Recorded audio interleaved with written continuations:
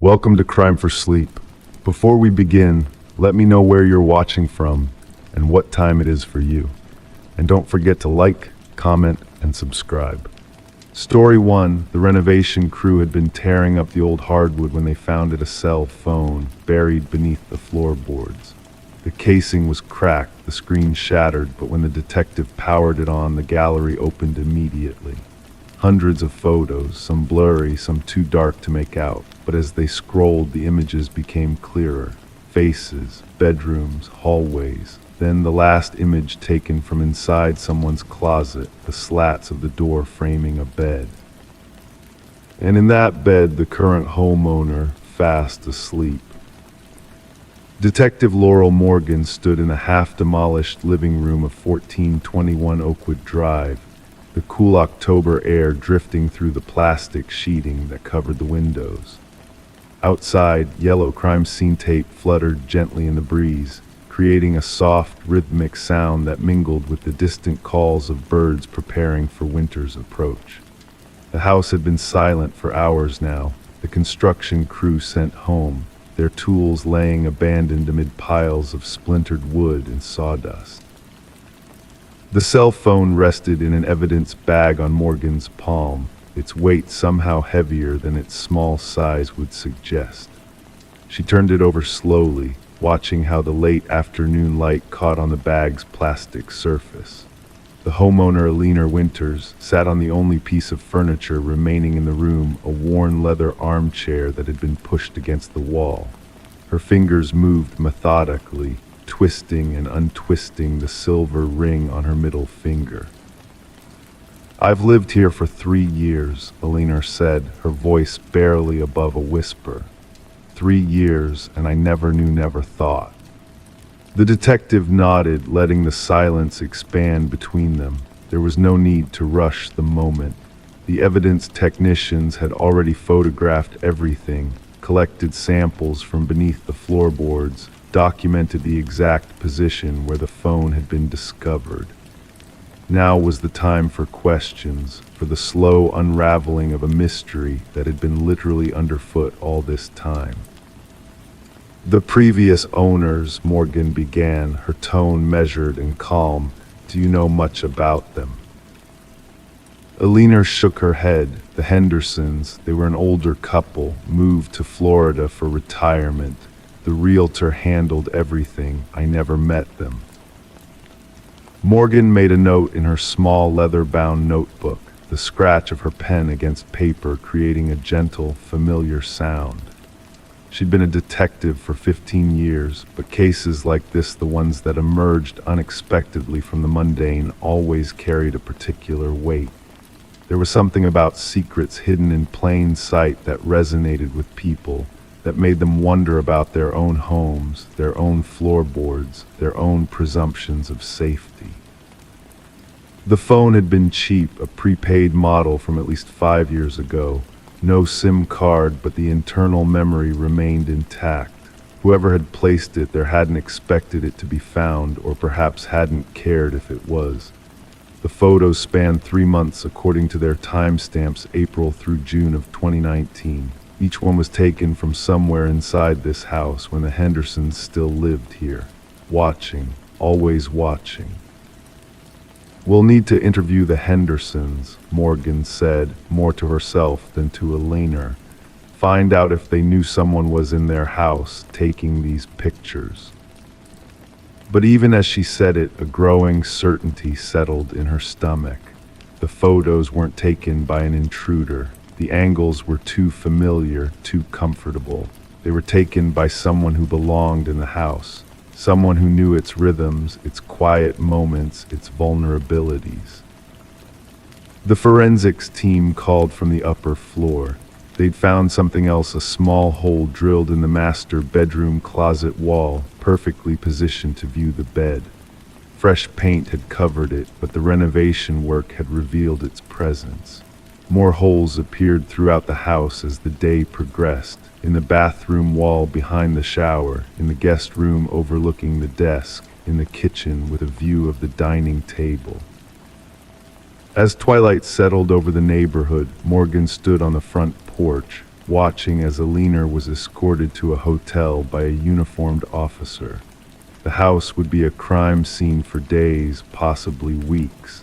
Every inch of the walls would need to be examined, every possible hiding place investigated. The silent observer who had once inhabited these spaces had been methodical, patient. Back at the station, Morgan spread the printed photos across her desk. The lighting in the room was dim, just her desk lamp casting a warm glow over the evidence. Outside her window, the city lights twinkled against the darkening sky. She sorted the images chronologically, watching as a story slowly emerged through frozen moments. The Hendersons at breakfast, the Hendersons watching television, the Hendersons arguing in the kitchen, the Hendersons entertaining guests. But there was something else in nearly every photo. Mrs. Henderson appeared tense, her shoulders slightly raised, her smile never quite reaching her eyes. And in the background of several images, partially obscured but unmistakable, a young man, perhaps in his late 20s. Their son, Morgan presumed, though he wasn't mentioned in any of the property records. Phone records confirmed it 3 days later. The Hendersons had a son, Daniel, 27 at the time the photos were taken, currently serving 5 years for stalking and harassment of a former girlfriend. The timing matched. He'd been arrested in July 2019, just after the photos stopped. But before his arrest, he'd been living with his parents after losing his job, living in the house at 1421 Oakwood Drive. Morgan drove to the Florida retirement community where the Hendersons now lived. Their new home was bright and airy, with large windows and no shadowed corners. Mrs. Henderson's hands trembled as she poured iced tea, the glass pitcher clinking against the tumblers. "We thought we'd left it all behind," she said, her voice stronger than her shaking hands would suggest. "We sealed up the holes. We replaced the floorboards where he'd hidden things. We painted everything. We thought we really believed we could just cover it up." Mr. Henderson stared out at the palm trees swaying in the Florida breeze. "We never told the realtor. How could we? Who would buy a house where—" He didn't finish the sentence. He didn't need to. The truth emerged slowly, like water seeping through cracks. Daniel Henderson had been watching his parents. Then he'd started watching the neighbors. His obsession grew until he was arrested for stalking a woman who lived 3 doors down. But before that, he'd turned their home into a surveillance hub, drilling peepholes, hiding cameras, documenting everything. When Alina Winters moved into 1421 Oakwood Drive, she became his new subject. The final photo on the phone, the one of her sleeping, had been taken just days before Daniel's arrest. A last act of invasion before his world collapsed. Daniel refused to speak to Morgan when she visited him in prison. He sat across from her, eyes fixed on some middle distance, a half-smile playing on his lips. He didn't need to speak. The photos, the holes in the walls, the phone beneath the floorboards, they told his story clearly enough. Back at 1421 Oakwood Drive, the renovation continued.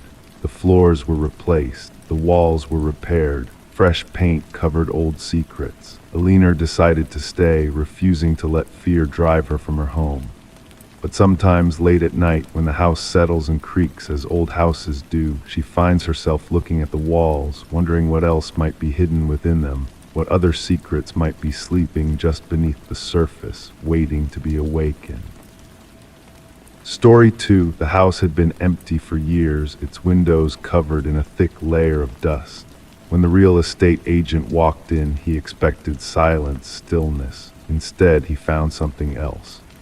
On the largest window in the living room, someone had wiped away the dust in long, careful strokes, revealing a single name. It wasn't the name of the previous owner. It wasn't in the records. But when he spoke it out loud, the whisper came from behind him. "Finally, you found me." Martin Reeves had been selling houses in Oakwood County for 23 years. The Victorian on Elm Street was just another listing, another commission until that February morning when the weak winter sun filtered through those grimy windows, illuminating the carefully traced letters in the dust. Eleanor. The name hung there, suspended in particles of time, almost glowing in the pale light. The whisper that followed wasn't human. It was the house itself, the slight creaking of floorboards responding to the weight shifting beneath his feet as he turned, the gentle settling of an old structure that had stood empty through too many seasons. Martin would later tell Detective Sarah Linden that he felt a presence in that moment, something watching from the shadows of the high-ceiling corners where cobwebs hung like forgotten memories.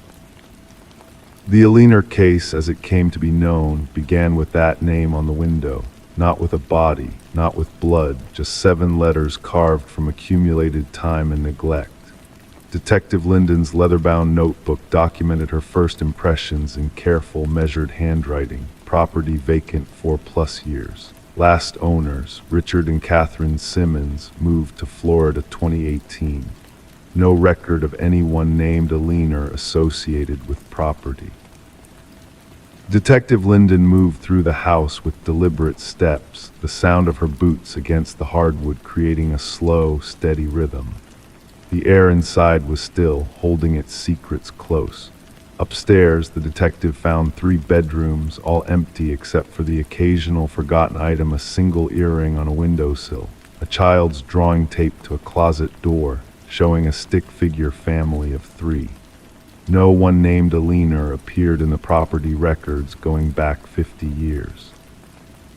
"I need you to tell me exactly what happened after you saw the name," Linden said to Martin, her voice low and measured as they sat at her desk in the precinct. Outside, a gentle rain had begun to fall, creating a soft, constant backdrop to their conversation. Martin's fingers tapped lightly against the ceramic mug of cooling coffee. I felt cold suddenly, not the normal cold of an empty house in winter, but something deeper. His voice trailed off as he searched for the right words. I took a picture of the name with my phone, standard procedure for anything unusual in a property I'm listing. The photograph became the first piece of evidence. In it, the name appeared to glow slightly, though Detective Linden attributed this to the angle of the morning light. The forensics team found no fingerprints on the glass, only smudges where dust had been deliberately removed. The house had been securely locked. The alarm system, though outdated, showed no record of entry. 3 days into the investigation, local historian Edward Mills brought forward a newspaper clipping from 1963. It mentioned an Eleanor Blackwood, age 7, who had gone missing from that very neighborhood. The search had centered several blocks away, and the house on Elm Street had never been investigated. The case had gone cold after months without leads, becoming one of those tragic, unresolved mysteries that occasionally resurface in local papers on sad anniversaries. The sound of archive boxes being placed on the table echoed softly in the records room as Detective Linden revisited the Blackwood disappearance. The yellowed pages of the original case file crackled gently beneath her careful touch. Photographs of a smiling child with dark braids and missing front teeth, interview transcripts with distraught parents, maps of search areas, none of which included the Victorian on Elm Street. The connection was tenuous, circumstantial, yet something about it resonated with a certainty that logic couldn't dismiss.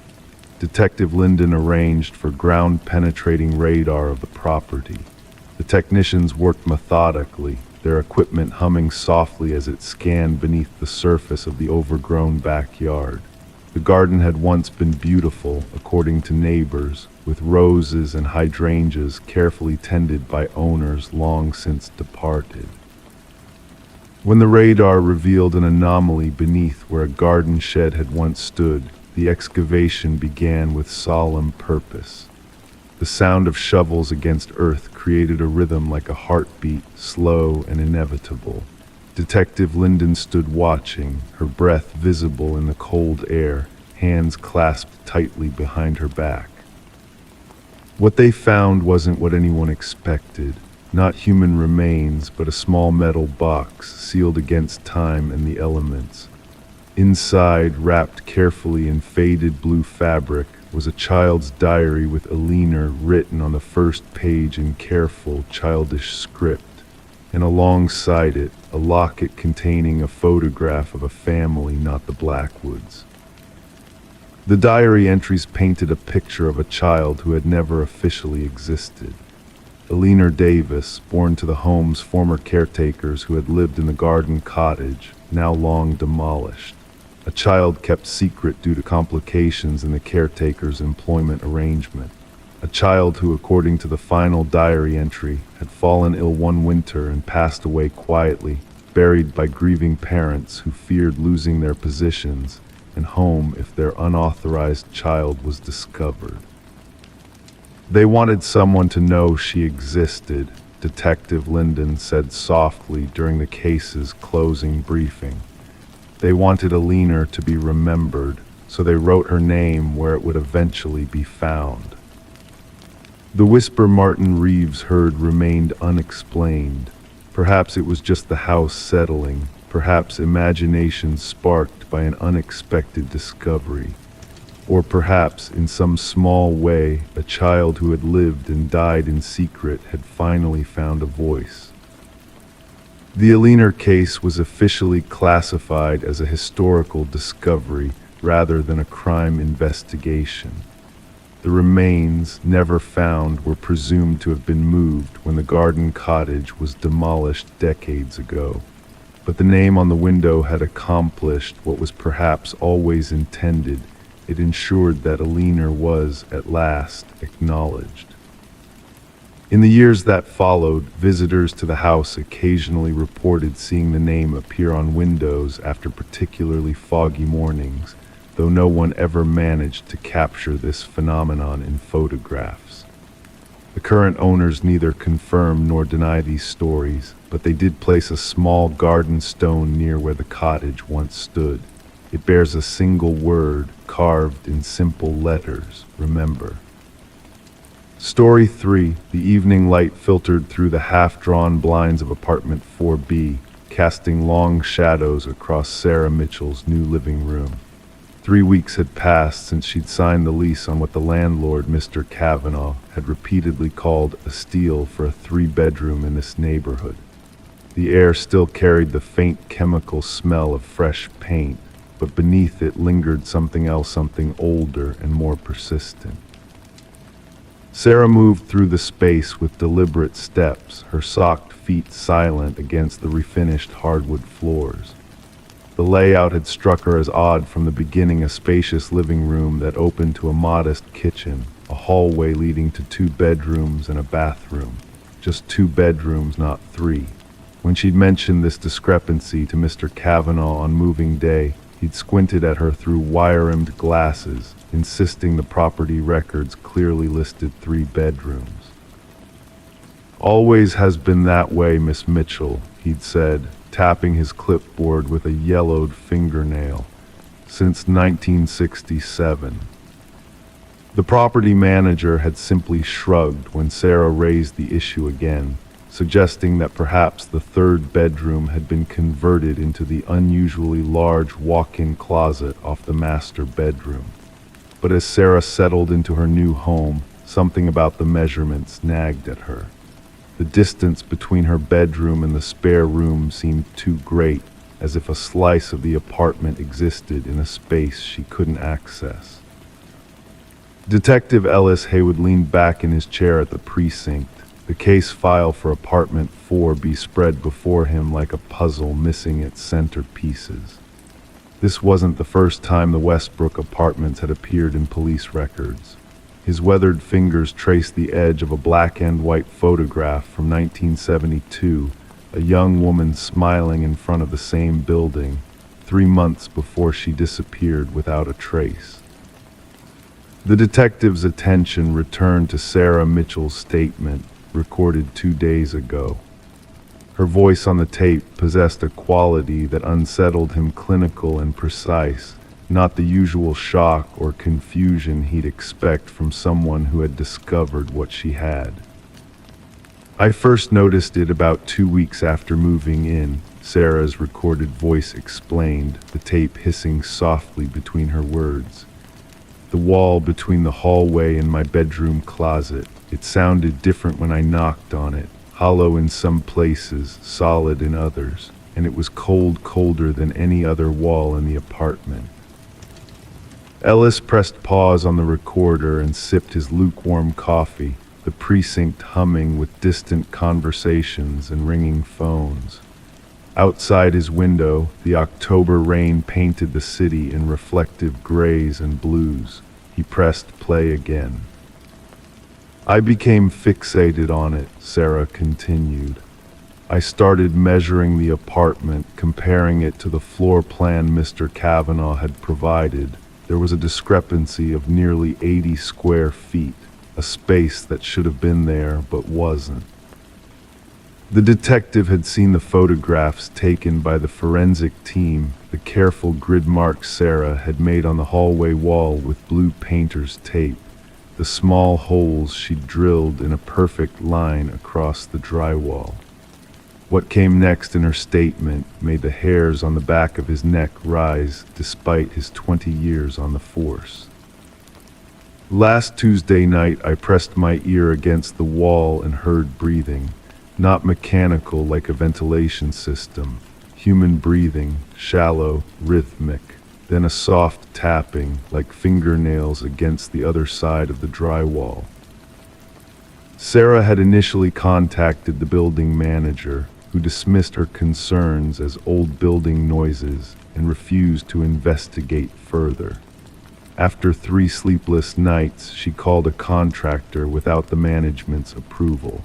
The contractor arrived with a specialized camera designed to see inside walls typically used to locate pipes and electrical wiring.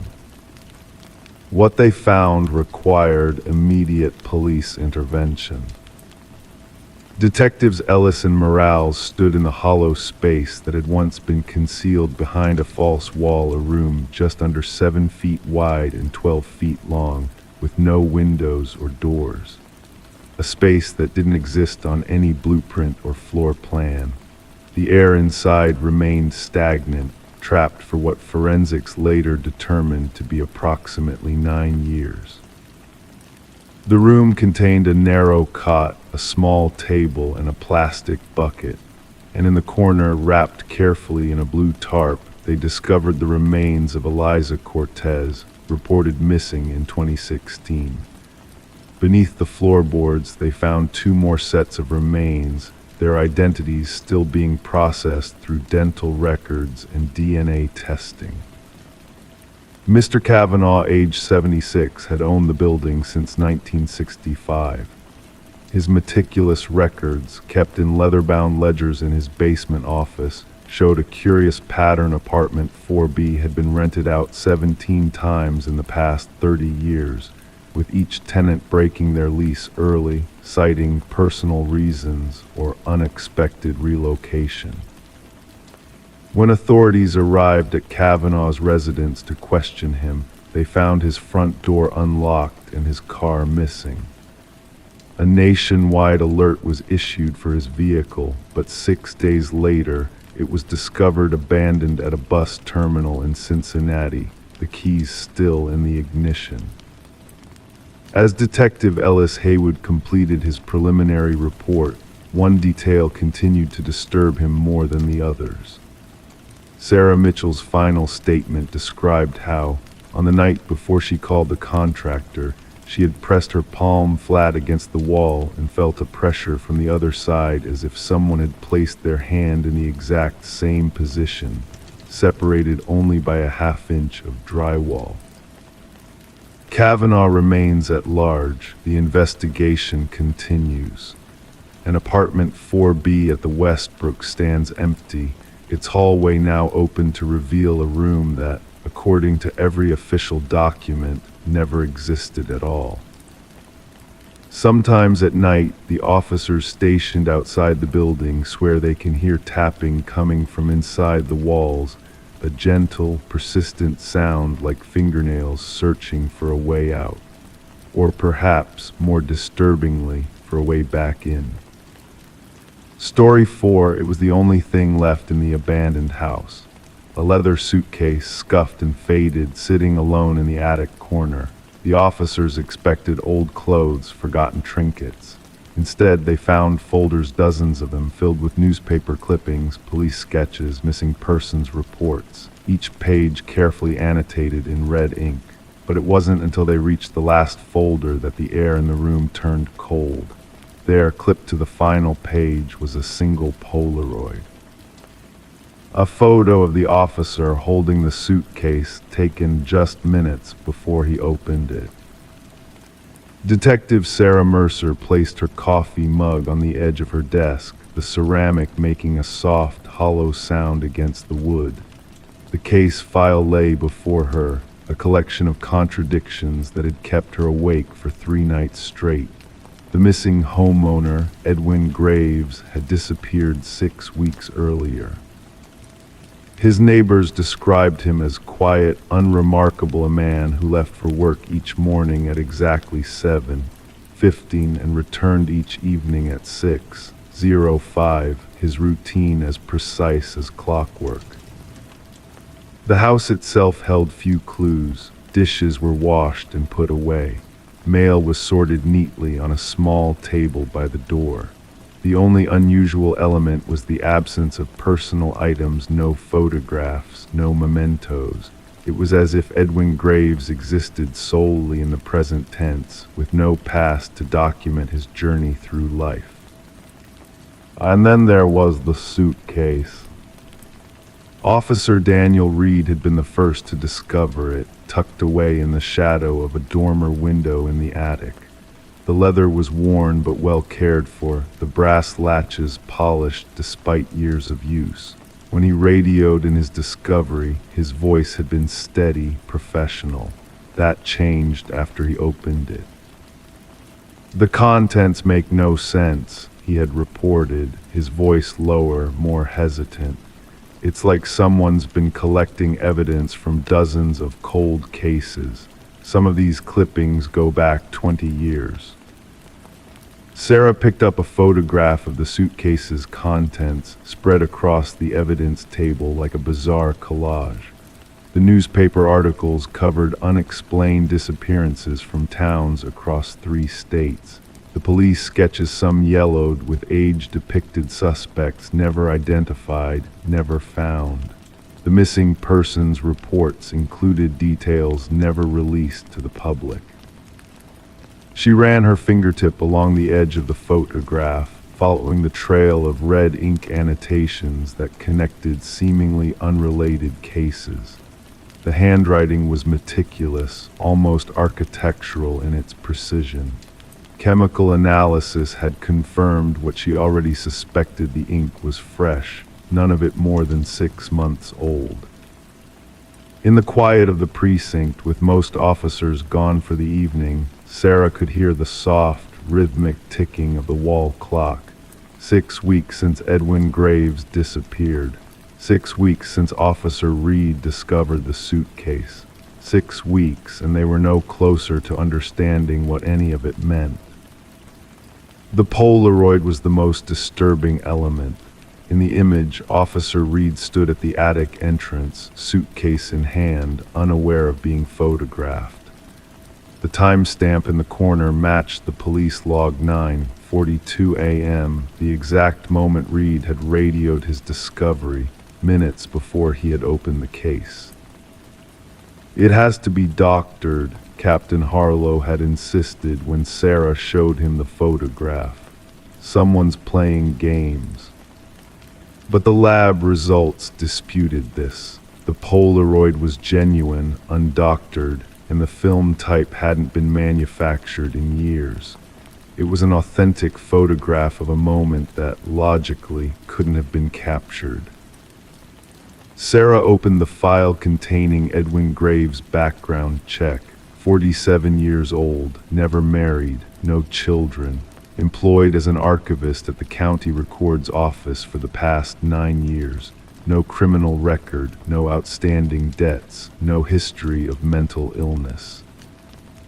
She turned to the neighbor interviews.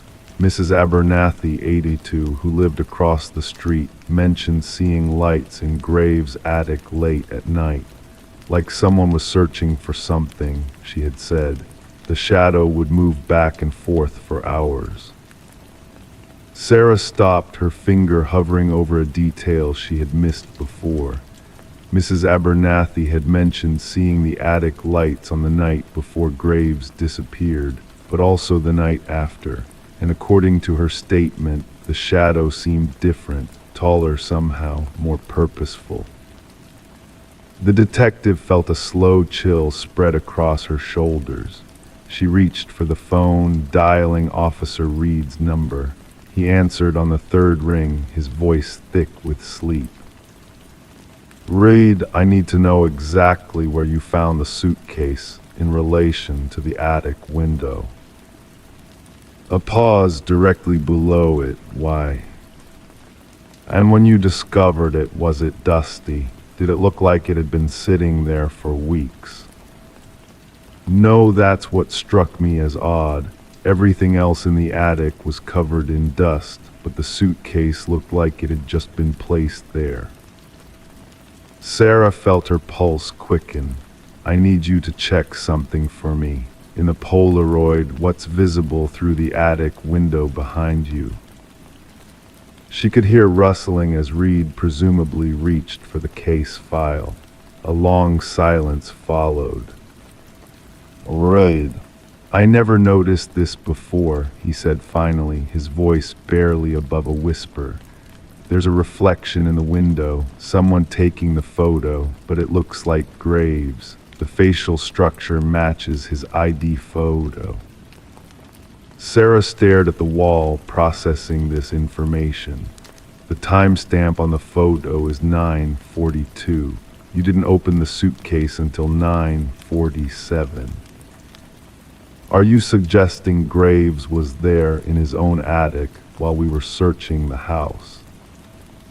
Sarah didn't answer immediately. She was thinking about the meticulous research contained in the suitcase, the connections drawn between disappearances across decades and state lines, the precision of it all. "I think," she said carefully, "that Edwin Graves wanted us to find those files, and I think he's still watching to see what we do with them." That night, as rain tapped gently against her window, Sarah spread the contents of the suitcase across her living room floor. The red ink annotations created a pattern she hadn't seen before, connections not just between victims, but between investigating officers. Names circled, then connected to other names, dates linked to locations. In the corner of her eye, she thought she saw a shadow move across her porch. When she turned to look, there was nothing there but rain and darkness. Just her imagination, she told herself, turning back to the documents. It wasn't until hours later, when she finally gathered the papers and prepared for bed, that she noticed something had changed. On top of the stack was a newspaper clipping she didn't remember seeing before. It featured a small-town detective who had disappeared while investigating a cold case. And in the margin, in fresh red ink, was her own name, followed by a single question mark. Story 5, the apartment had been rented out countless times. A rotation of tenants, each staying for only a few months before moving on. When the latest renter arrived, she thought she understood why. The place felt lived in, the air too heavy, the shadows too long. One night, as she unpacked, she pulled open the closet and found a pair of shoes inside. Not old, not abandoned, perfectly aligned as if someone had just stepped out of them. And when she reached down to move them, a quiet whisper tickled her ear. "Those aren't yours." Detective Morgan Reed stood in that same apartment 5 weeks later, the morning light filtering through dusty blinds, casting thin bars of illumination across the hardwood floor. He moved slowly, deliberately, his leather shoes making the faintest creak with each step. The apartment was empty now, save for the standard furnishings and the faint chemical scent of forensic processing that still lingered in the corners. Morgan's breath created small clouds in the chilly air. The building superintendent had turned the heat off after the incident, and December in Portland brought a dampness that seeped through walls. He ran his fingers along the edge of the kitchen counter, feeling the smooth laminate, wondering what Eliza Thompson had touched in her final days here. Her sister claims she was perfectly rational, said Officer Chen, standing in the doorway with a slim manila folder tucked under her arm. No history of mental illness, no drugs in her system. Had a good job at the university library. Quiet life. Morgan nodded without looking up. He'd been studying homicides for 23 years, and something about this case pulled at him differently. Not quite a murder, not quite a disappearance, something in between. The shoes, Morgan said softly. Where were they found? Officer Chen flipped through her notes. Bedroom closet, right side, placed neatly against the wall. Women's running shoes, size 7, light wear, brand new laces. Morgan walked to the bedroom, his gaze drawn to the closet door, which stood slightly ajar. Inside, the rod hung empty, a few wire hangers dangling like abandoned punctuation marks. The floor of the closet was clean, vacuumed recently. No shoes remained. We have them in evidence, Chen said, following his gaze. Nothing remarkable about them except that they weren't Eliza's, Morgan finished, according to her sister. The detective knelt down, running his hand over the closet's wooden floor. Something about enclosed spaces, closets, attics, crawl spaces, they held energy differently. Secrets settled into the corners, memories absorbed into the walls. The building has an interesting history, Chen continued, her voice maintaining that professional detachment that came with experience. Built in 1937, converted to apartments in the 60s. Nothing violent on record, though. No documented deaths in this unit. Morgan stood up slowly, his knees protesting with a dull ache. Let's talk to the neighbors again, and I want the records for every tenant in this unit for the past 10 years. The interview with Mrs. Abernathy from across the hall yielded little new information. She was elderly, her memory clouded, but her hearing was surprisingly sharp. I heard her talking, the old woman said, hands folded neatly in her lap as she sat in her floral armchair. Late at night sometimes. I thought she had company or was on the phone, but the walls here are thin, you know, and I never heard another voice, just hers. What was she saying? Morgan asked, pen poised over his notebook. Mrs. Abernathy's roomy eyes drifted toward her window. Questions mostly. Who are you? And what do you want? Normal things you'd ask a stranger, I suppose. But then the last night, before she disappeared, I heard her say, I'll help you. Very clear it was, I'll help you. And then quiet. That night in his office downtown, Morgan spread the tenant records across his desk. 17 people had lived in apartment 304 in the past decade. None had stayed longer than 8 months. Most left without notice, breaking their leases. A few had complaints on file, unusual noises, missing items, maintenance issues with the closet door that wouldn't stay closed. One name caught his attention. Claire Simmons, tenant from 3 years ago. Her lease termination included a handwritten note. The place is haunted and you know it. You should be ashamed renting it out. Morgan found Claire working at a bookstore across town. She was reluctant to speak at first, her eyes darting nervously to the store's other customers. "I sound crazy," she said quietly. "Everyone thought I was crazy." "I'm not here to judge," Morgan replied. "I just want to understand what happened to Eliza Thompson."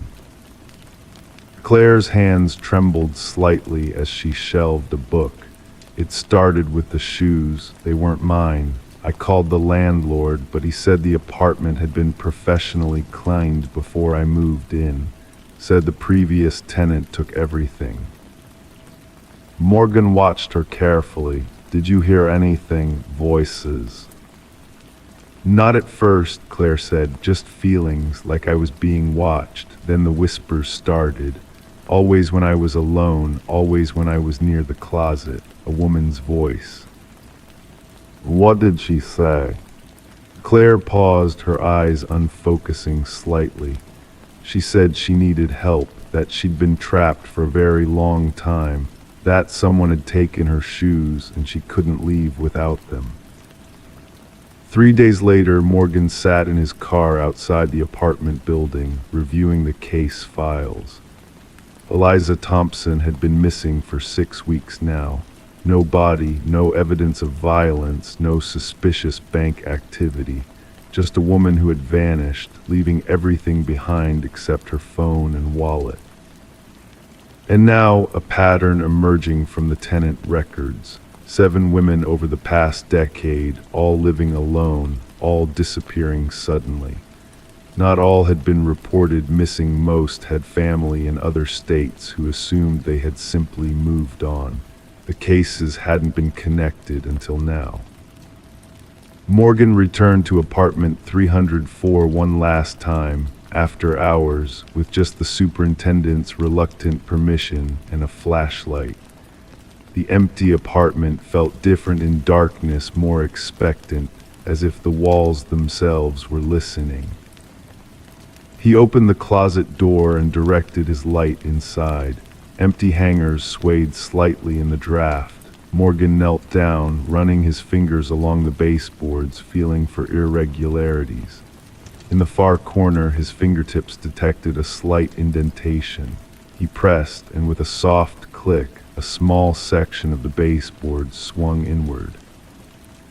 Inside was a dusty cavity, just large enough to hold what Morgan now illuminated with his flashlight. 7 pairs of women's shoes, neatly arranged in a row. 7 different sizes, 7 different styles, spanning years of fashion. Behind them, barely visible in the beam of light, was a small opening in the wall just large enough for a person to crawl through. The investigation that followed revealed a forgotten space between apartments, a structural anomaly created during the building's conversion. And in that space, they found the remains of a woman who, according to building records, had lived in apartment 304 in 1972. She had been reported missing, but the case had gone cold. What they never found was Eliza Thompson or any of the other missing women. Only their shoes remained, placed with careful precision in that hidden space, a trail of footwear leading nowhere. The building stands empty now, slated for demolition. But sometimes, passers-by report seeing a light in apartment 304, though the electricity has long been disconnected. And if you listen carefully on quiet nights, some say you can hear multiple voices, whispering in unison behind the walls. Find our shoes, help us go home. Story 6. It was tucked between the pages of an old book, hidden away in a forgotten thrift store. The envelope was brittle, the ink smudged, but the message inside was chilling. If something happens to me, it wasn't an accident. There was no name, no address, no way to trace it, just those words written with shaking hands, and on the bottom, a faint, faded fingerprint too small to be from an adult. Detective Sarah Mercer turned the letter over in her latex-gloved hands. feeling the weight of the decades-old paper against her fingertips. The thrift store on Maple Street had stood for nearly 60 years, collecting the discarded memories of a small town that preferred to look forward rather than back. The book, a weathered copy of To Kill a Mockingbird, had been donated anonymously, left in a cardboard box outside the store's back entrance on a misty Tuesday morning in October. The lighting in the evidence room cast long shadows across the metal table. Sarah's coffee had grown cold, forgotten beside her notepad where she'd written only 3 words, "Child in danger." The clock on the wall ticked methodically, marking the passage of time in a case where time had already moved too far ahead. "Forensics couldn't get much from the paper," said Detective Marcus Powell, his voice low and measured as he entered the room. He moved with deliberate steps, placing a manila folder beside Sarah's cooling mug. "The paper dates back to the early 1980s, but that's as precise as they could get. The fingerprint is partial, likely from a child between 8 and 12 years old." Sarah nodded, her eyes never leaving the letter now sealed in a clear evidence bag. "So we're looking at a cold case, possibly a missing child from around 1983 to 1985. The archives were housed in the basement of the police station, a room that smelled of dust and forgotten promises. Row upon row of metal filing cabinets contained the unsolved mysteries of Pinewood County cases that had gradually faded from urgent to important to eventually being filed away, the heat of investigation cooling with each passing year. Sarah and Marcus spent hours pulling files, their fingers growing dusty as they flipped through yellowed pages of reports. The fluorescent lights hummed overhead, occasionally flickering as if struggling to illuminate the darkness of past tragedies. "Here's something," Marcus said, his voice cutting through the silence. April 1984. Emily Richardson, age 9, reported missing by her school when she didn't show up for 3 consecutive days. The photograph clipped to the file showed a solemn-faced girl with dark hair pulled back in 2 neat braids. Her eyes, deep brown and serious, seemed to look directly at Sarah across the decades. Parents claim they sent her to live with an aunt in Colorado, Sarah read from the report. The investigating officer called the aunt, who confirmed the arrangement. Case closed within a week. Marcus frowned, his forehead creasing. Did anyone actually see her in Colorado? The answer lay in what wasn't written. No follow-up, no confirmation of the child's safe arrival, no photographs of Emily in her new home, just a phone call and a case file closed too quickly, too neatly.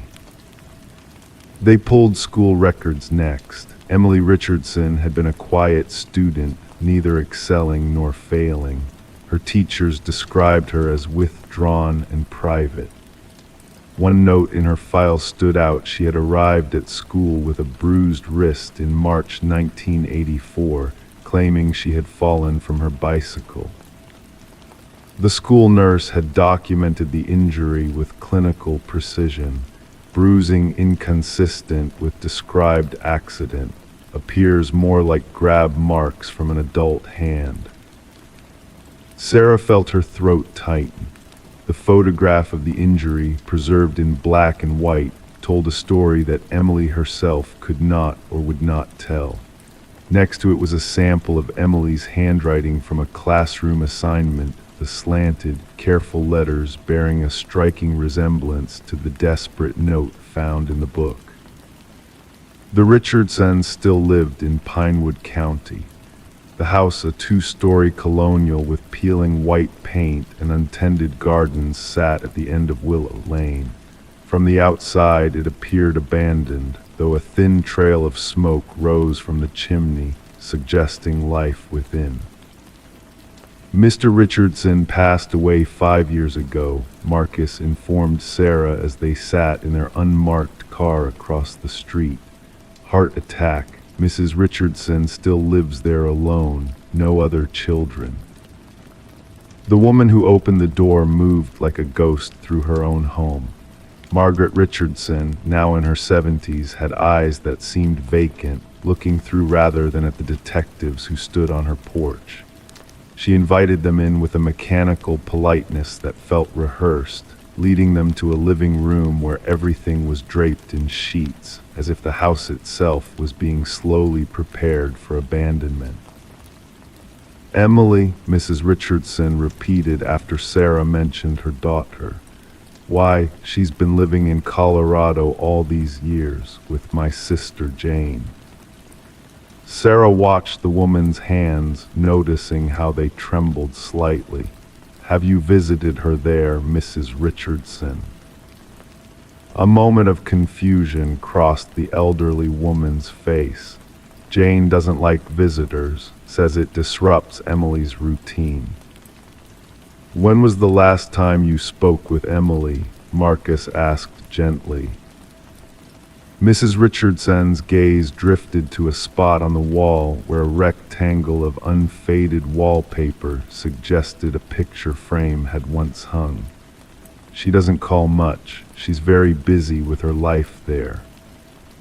The lie hung in the air between them, as fragile and persistent as a cobweb.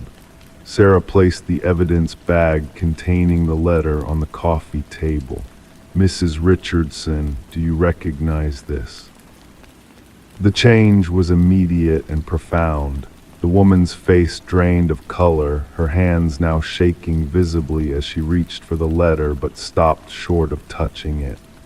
"Where did you find this?" she whispered. "In a book donated to the local thrift store," Sarah replied, watching Mrs. Richardson's reaction carefully. "It appears to have been written by a child, perhaps around 1984. A tear slid down the woman's weathered cheek.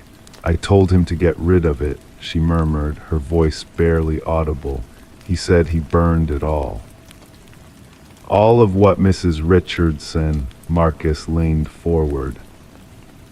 "Her things, her diary, everything." The words seemed to escape her against her will. "After the accident."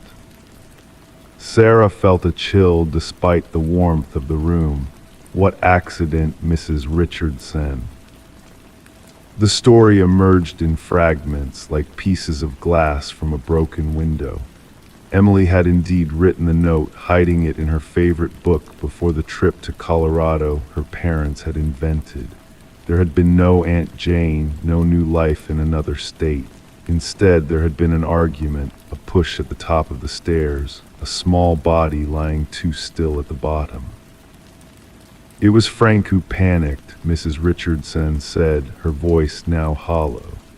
"Said no one would believe it was an accident, not with her arm from the month before and the questions the school was asking." The basement of the Richardson house had been renovated shortly after Emily's disappearance. New concrete poured over old secrets. Ground-penetrating radar would later reveal what Margaret and Frank Richardson had hidden for nearly 40 years, the remains of a child who had predicted her own fate in a letter that was never sent. As the forensics team worked methodically in the sealed-off house, Sarah stood in the yard, watching the first snowflakes of winter begin to fall. She thought about the book where the letter had been found, a story about innocence destroyed and justice too long delayed. And she wondered how many other letters were out there, tucked between pages, waiting to tell their stories to someone who would finally listen. Story 7. The real estate listing was clear, vacant, needs renovation. The structure was crumbling, the yard overgrown. But when the inspector stepped inside, the kitchen table was set, plates, silverware, a chair slightly pulled back. In the living room, a lamp still flickered, its bulb struggling to stay alive. Dust covered everything except the footprints leading down the hallway, and at the very end, a bedroom door slightly ajar. From inside, the sound of someone shifting on the mattress. The inspector, Thomas Reeves, had been in the business for 23 years. He had seen abandoned houses with squatters, with animals making homes in forgotten corners, with water damage creeping across ceilings like slow-motion tsunamis. But this was different. The footprints in the dust were small, almost delicate. They weren't the heavy boots of squatters or teenagers looking for a place to drink. These were careful steps, measured as if someone had been trying not to disturb the stillness. Thomas stood in the hallway, his voice caught somewhere between his chest and throat. The shifting sound had stopped. The silence that replaced it seemed to have weight pressing against his eardrums. He should call someone, the realtor, the police, anyone, but his phone remained in his pocket, his hand unwilling to move. The bedroom door remained slightly open, a sliver of darkness spilling out into the hallway like ink in water. In the small town of Millfield, Connecticut, properties rarely sat empty for long. This Victorian-style home on Sycamore Street had been listed for 6 months, unusual for the area. The previous owners, the Caldwell family, had moved out suddenly. Neighbors recalled a moving truck in the early hours, the family loading boxes with a strange urgency despite the darkness. No goodbyes, no forwarding address, just gone, leaving behind a house that now seemed more abandoned by time than by people. Detective Sarah Loring received the call at 2:17 p.m. Thomas Reeves had finally backed out of the house, his clipboard forgotten on the dusty floor of the entryway. The police report noted his statement, "Someone is living there, someone small, I heard them." 2 patrol officers arrived first, their boots leaving heavy imprints over the delicate footprints Thomas had observed. They found no one in the bedroom, just an unmade bed with an impression in the center, as if someone had been lying there moments before. The case file would have been marked routine possible squatter, no evidence of forced entry if not for what they found in the closet. A small collection of items, a child's backpack, several hair ribbons, and a diary with the name Emily Caldwell written in careful cursive on the inside cover. Emily, aged 12, had been reported missing 3 months after the family's sudden departure. Her parents claimed she had run away while they were staying with relatives in Colorado. But here were her things, nestled in the corner of a closet in a house that was supposed to be empty. The diary's last entry was dated 2 days before Thomas Reeves' inspection. "They still don't know I'm here. I can hear them outside sometimes talking about the house. I'm getting good at being quiet. I've been practicing. When they finally sell this place, I'll have to find somewhere else, but for now, this is still my home, even if they say it isn't anymore." Detective Loring sat at her desk, the diary open before her, the lamp casting soft shadows across the pages. The handwriting was neat, controlled, not what one would expect from a frightened runaway. The entries spoke of a routine. Emily would move through the house at night, careful to maintain the appearance of abandonment during the day. She collected rainwater from a broken gutter that dripped near her window. She ate food stolen from neighboring homes while their owners were at work. The investigation into the Caldwell family revealed inconsistencies. Credit card statements showed purchases of a single airline ticket to Colorado, not family tickets as they had claimed. Neighbors reported hearing arguments in the weeks before their departure, voices raised behind closed windows, a child crying. One neighbor, an elderly woman who lived across the street, mentioned seeing Emily alone in the yard the day before the family left, digging something near the old oak tree. "She looked up at me," the woman told Detective Loring.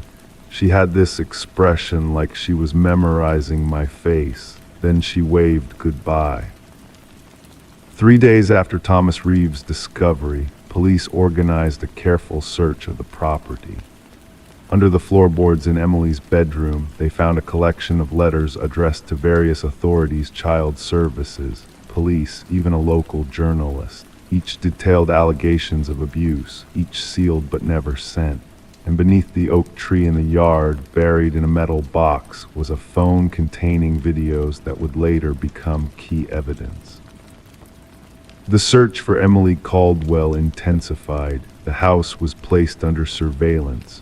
Food was left in the kitchen untouched. Recording devices captured nothing but the normal sounds of an empty house settling. The delicate footprints were carefully preserved and photographed, but forensic analysis could only confirm they belonged to a child of approximately Emily's size and weight. As weeks passed, the case transformed from a potential runaway to something more complex. The Caldwells were located in Colorado and brought in for questioning.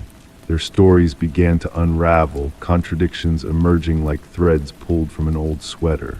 They maintained their innocence, insisted Emily had run away, but the evidence suggested otherwise. The impression on the bed, the diary, the footprints someone had been in that house. Someone small, someone hiding.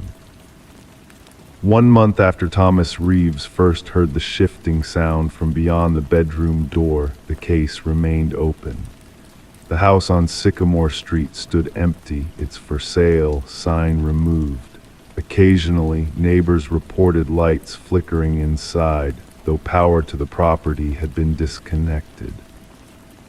Some claimed to see a small figure at the window in the early morning hours, but by the time anyone could investigate, there was nothing, just dust, stillness, and the lingering sense that the house wasn't as abandoned as it appeared. Detective Loring still visits the property once a week, leaving a fresh notebook and pen on the kitchen table. Each time she returns, the previous notebook is gone, and in its place sometimes are drawings, landscapes of places far away, rendered in careful, precise strokes. Places where perhaps a young girl might one day feel safe enough to be found. The case of Emily Caldwell and the house that wasn't abandoned remains officially unsolved. But in the quiet neighborhoods of Millfield, parents hold their children a little closer, and the lights in their homes burn a little longer into the night, keeping watch, keeping vigil, for the footprints that might appear in the dust of empty rooms, leading not away, but home. Story 8, it arrived with no return address, no postage, just a plain cardboard box left at the station's front desk. The officer hesitated before cutting the tape. Inside, layers of old newspaper carefully folded around something solid. When they finally reached the center, they found it a rusty padlock still attached to a severed chain, and beneath it a note written in shaky, jagged letters. "You locked me away, but I got out." Detective Sarah Mercer ran her fingers along the edge of the padlock, feeling the rough patches of rust catch against her skin. The metal was cold, heavier than it appeared, with a distinctive pattern of wear along the keyhole that suggested decades of exposure to the elements. The afternoon light filtered through the blinds of the precinct's evidence room, casting long shadows across the table where the box and its contents lay spread out. "Any prints?" she asked, her voice barely disturbing the stillness of the room. Officer Davis shook his head slowly. "Nothing. Whoever sent this was careful. The newspapers are all from the 1980s, various dates, nothing that connects them to anything specific." The quiet hum of the air conditioning filled the silence between them. Sarah picked up the note again, studying the handwriting. The letters pressed deeply into the paper, as if written with considerable force, anger, perhaps, or determination. The paper itself was ordinary, available at any office supply store. "Run it through the database," she said. "See if the language matches any threats we've received in the past 5 years." As Davis left, Sarah remained, letting her mind sink into the mystery before her. The station had received strange packages before, threats, confessions, bizarre tokens, but something about this one felt different. The deliberate care taken in its presentation suggested not impulsivity, but patience. Someone had waited a very long time to send this message. 3 days passed before the first connection emerged. The padlock matched one used in a series of abandoned storage units owned by the county, specifically those used to store evidence from cases predating the digital cataloging system. Units that should have been under constant supervision. Sarah drove out to the storage facility on the outskirts of town, where the afternoon sun cast long shadows between rows of identical metal doors. The facility manager, a man with weathered skin and perpetually squinted eyes, led her through narrow corridors that smelled of dust and neglect. "We inventory everything quarterly," he explained, his keys jingling softly as they walked. "Last check was 6 weeks ago. Everything was accounted for." They stopped at Unit 247. The door looked identical to all the others, except for one detail: a freshly cut chain hung loosely through the handle, its end matching the severed links attached to the padlock from the box. Inside, the unit was meticulously organized shelves of labeled boxes, each containing evidence from cases long since closed, or so they had believed. Sarah moved slowly through the narrow aisles, her flashlight illuminating decades of forgotten crimes, until she reached the back wall. There, an empty space on a shelf stood out like a missing tooth. "Was something removed from here?" she asked, her voice echoing slightly in the confined space. The manager consulted his clipboard. Box 43B case files from 1985. Cold case never solved. Back at the station, Sarah spent hours in the archives, searching for any record of case 43B. The file was thin, the papers inside yellowed with age. 3 women had disappeared over the course of 6 months. Different backgrounds, different neighborhoods, but the same method: each vanished in the early evening hours, leaving behind half-finished tasks. One had water running in her bathroom sink. Another had bread rising on her kitchen counter. The third had laundry half-folded on her bed. No bodies were ever found. No suspects were ever charged. The lead detective, Thomas Breyer, had retired 15 years ago, and according to county records, had passed away just last year. As Sarah read through Breyer's notes, one name appeared repeatedly in the margins: Martin Kaler, a person of interest who was questioned multiple times but never formally charged. His alibi for each disappearance had been thin but unbreakable. He'd been at a movie theater, alone, watching films no one could later verify he'd actually seen.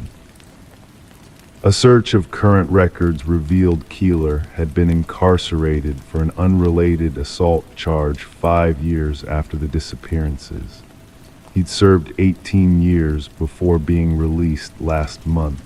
His current address was listed as a halfway house across town. The halfway house stood 3 stories tall, its brick facade darkened by decades of city grime. The common rooms smelled of institutional cleaning products and microwaved food. Martin Keeler sat by a window, a thin man with careful movements and eyes that seemed to calculate everything they observed. "Detective," he said before Sarah could introduce herself. "I wondered when someone would come." "You sent the package," Sarah said. "It wasn't a question." Keeler's lips formed something close to a smile. "You found what was missing yet?" "The case files were all there." "Not the files," Keeler said softly. "What was underneath them? What Breyer hid there, thinking no one would ever look?"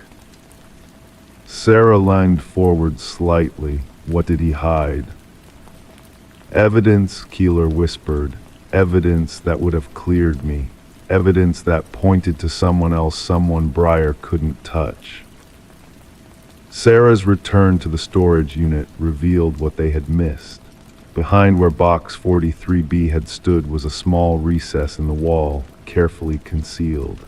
Inside was a plastic bag containing a man's watch, its face cracked with an inscription on the back, "To Thomas with gratitude." The name of the engraver was still visible on the inside of the band, the same jeweler where each of the missing women had purchased items in the months before their disappearances. Thomas Breyer, the detective who had led the investigation, who had questioned Keeler repeatedly, who had carefully built a case that never quite came together. Thomas Breyer, whose brother-in-law owned the jewelry store where each woman had been a customer. Justice arrives in strange packages sometimes. For three families who had waited decades for answers, the truth emerged not from diligent police work, but from a plain cardboard box with no return address and a message of patient vengeance. The case would eventually be reopened. Excavation would begin at a property once owned by Breyer's brother-in-law, and Martin Keeler would watch from a distance, finally free of a shadow that had followed him for half his life. The padlock now sits in a new evidence box, this one properly catalogued and stored. Sometimes, late at night, officers swear they can hear the faint sound of metal links dragging across the floor near where it's kept, as if some chains, once broken, never fully disappear. Story 9. The evening light filtered through the partially drawn curtains, casting long shadows across the polished hardwood floor of the Victorian-style home.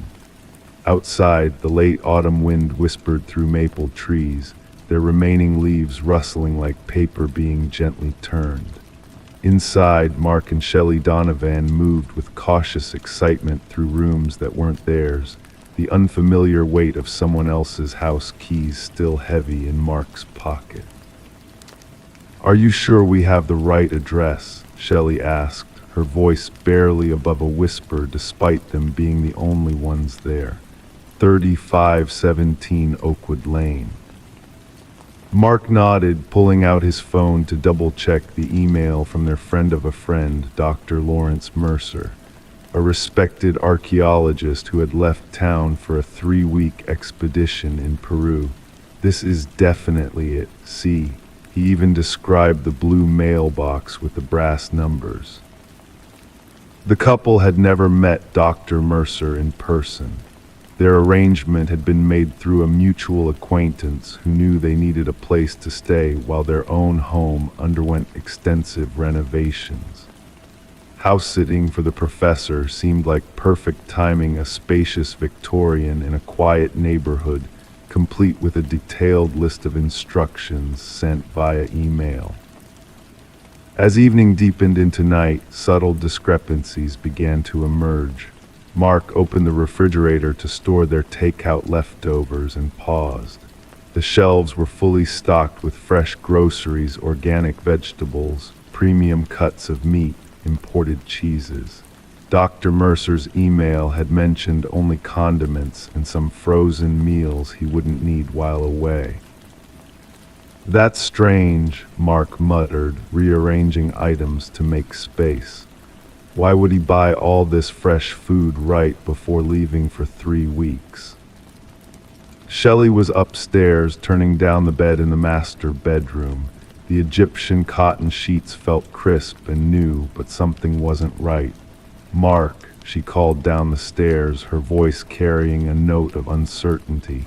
"Didn't the instructions say there would be blue pillowcases? These are burgundy." Small details, inconsequential perhaps, yet as they settled in for their first night, the house seemed to resist their presence with a quiet persistence. The thermostat, which Dr. Mercer had programmed according to his detailed notes, kept resetting to a warmer temperature than specified. A kitchen drawer contained women's items, hair ties, lip balm, a small bottle of hand lotion, though Dr. Mercer was unmarried and, according to their mutual friend, lived alone. Maybe they belonged to a girlfriend, Mark suggested, closing the drawer carefully, as if not wanting to disturb the evidence of someone else's life. At 2:30 in the morning, both Mark and Shelley were awakened by 3 soft, deliberate knocks on the front door.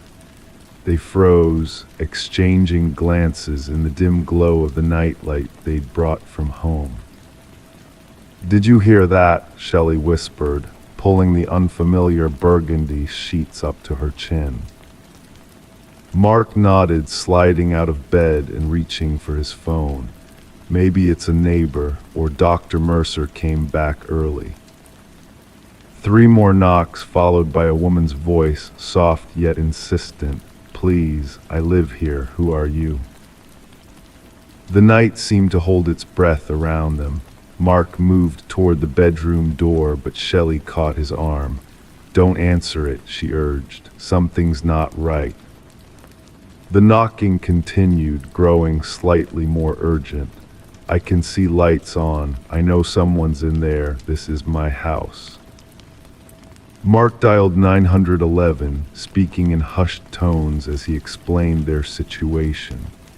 The dispatcher asked them to stay in the bedroom with the door locked until officers arrived. 10 minutes that stretched like hours, the knocking alternating between periods of silence and renewed pleading. When the police finally arrived, their flashlights cut sharp beams across the front yard. From the bedroom window, Mark and Shelley watched as officers spoke with a woman standing on the porch, middle-aged, with shoulder-length brown hair, dressed in what looked like travel clothes and pulling a small suitcase. 20 minutes later, an officer knocked on the bedroom door. "Mr. and Mrs. Donovan, we need you to come downstairs." In the living room, sitting on the edge of an armchair with her hands wrapped around a mug of tea, was the woman. Her eyes were red-rimmed from crying or exhaustion or both. A female officer stood beside her, while another officer held a folder of papers. "This is Catherine Mercer," the officer explained. "She owns this house." The revelation unfolded slowly, each detail adding another layer to the mystery. Catherine was indeed Dr. Lawrence Mercer's wife, his ex-wife, to be precise. The house had been hers in the divorce settlement 3 years ago. Lawrence had moved to an apartment across town, but had apparently never updated their mutual friends about this change. "He does this sometimes," Catherine explained, her voice steadier now but tinged with resignation. "When I travel for work, I'm a consultant. I was in Chicago all week. He sometimes comes by. I found traces before, a coffee mug in the sink. The thermostat changed, but he's never," she faltered, looking at Mark and Shelley. "He's never brought people to stay here." The police officers examined the email on Mark's phone. The message had indeed come from Lawrence Mercer's account, with detailed instructions about the house, Catherine's house, including where to find the spare key hidden under a loose brick in the garden. "Dr. Mercer isn't in Peru, is he?" Mark asked, already knowing the answer. Catherine shook her head. "No, he's teaching this semester. He's right here in town." When the police called Lawrence Mercer early that morning, he expressed shock and confusion, claiming his email had been hacked. But the specific details in the instructions, the location of the spare key, the quirk in the upstairs shower that required jiggling the handle, even the mention of the blue pillowcases that had since been replaced told a different story. In the days that followed, a fuller picture emerged. Lawrence had been entering Catherine's home periodically for months, sometimes staying overnight when she traveled. The fresh groceries in the refrigerator were his, brought over in anticipation of a longer stay during her business trip. He had been planning to be there himself, not to send strangers in his place. A restraining order was filed. Locks were changed. Mark and Shelley found temporary accommodation in a hotel, their renovation timeline suddenly less important than the unsettling experience they had stumbled into. What remained unclear, what Catherine herself couldn't articulate to the detectives who followed up, was why Lawrence maintained this shadow life in a home that was no longer his. Among his belongings, found neatly arranged in Catherine's guest bedroom closet, were photo albums from their marriage, ticket stubs from concerts they had attended together, and a small velvet box containing Catherine's grandmother's ring, the one she had thought lost during the move after their divorce. The detective assigned to the case had seen many varieties of breaking and entering in his 23 years on the force, but rarely one so quiet, so methodical, so wrapped in the lingering echoes of a relationship that one person couldn't let go. There was no forced entry because Lawrence still had a key, or rather, knew where to find one. There was no theft because what he took wasn't physical. And there was no violence except the slow, persistent violation of boundaries. Sometimes the detective would later reflect, the most unsettling crimes aren't the ones that leave obvious evidence. They're the ones that blur the lines between love and obsession, between memory and present reality, between what was once shared and what is now forbidden. Mark and Shelley never house-sat again, and Catherine Mercer moved away the following spring, selling the Victorian with its blue mailbox and brass numbers, leaving no forwarding address, not even for the university where both she and her ex-husband had once worked, where Lawrence Mercer continued to teach about ancient civilizations while being unable to decipher the boundaries of his own modern life. Story 10. In the quiet of the night, a faint flicker danced across the baby monitor's screen, catching the mother's attention. At first, she brushed it off as a glitch, a minor blip in the technology. But then the crackling of static filled the room and a hushed voice slipped through, whispering, "SHHH, go back to sleep." A shiver ran down her spine, her heart quickening its pace in her chest. With a sense of unease creeping in, she hurried to her son's room, the air heavy with an unspoken dread.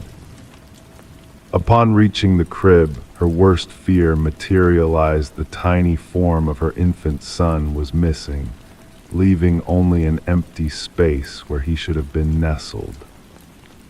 Frantic and disoriented, she scanned the room, searching for any clue, any sign of where he could have gone. The window stood closed, the door securely locked, yet the silence now felt suffocating. The only anomaly in the room was a plush rabbit lying on the floor, its eyes fixed and unblinking, seeming to hold a secret within their glossy depths. Rebecca's screams pierced the night, raw with terror and disbelief. The neighbors, stirred by her cries, reached out for help, summoning emergency services to the scene. When the authorities arrived, they found Rebecca on the nursery floor, her arms wrapped tightly around the stuffed rabbit, her eyes wide with a mixture of fear and confusion. Samuel, her precious 4-month-old son, had vanished without a trace, leaving a void that echoed through the house. The investigation that followed was shrouded in mystery, with more questions than answers. There were no signs of forced entry, no disturbances to suggest an intruder had trespassed into their home. The security system had remained intact, offering no clues to the enigma that unfolded that fateful night. Suspicion began to circle around Rebecca, her history of postpartum depression casting a shadow over her maternal instincts. The whispers of doubt grew louder within the community, painting her as the prime suspect in her own son's disappearance. But then a glimmer of hope emerged from the darkness. Forensic experts uncovered microscopic fibers on the windowsill, foreign to the household materials, hinting at a possible point of entry from outside. The focus shifted towards a skilled intruder, possibly using climbing equipment to access the second-floor nursery undetected.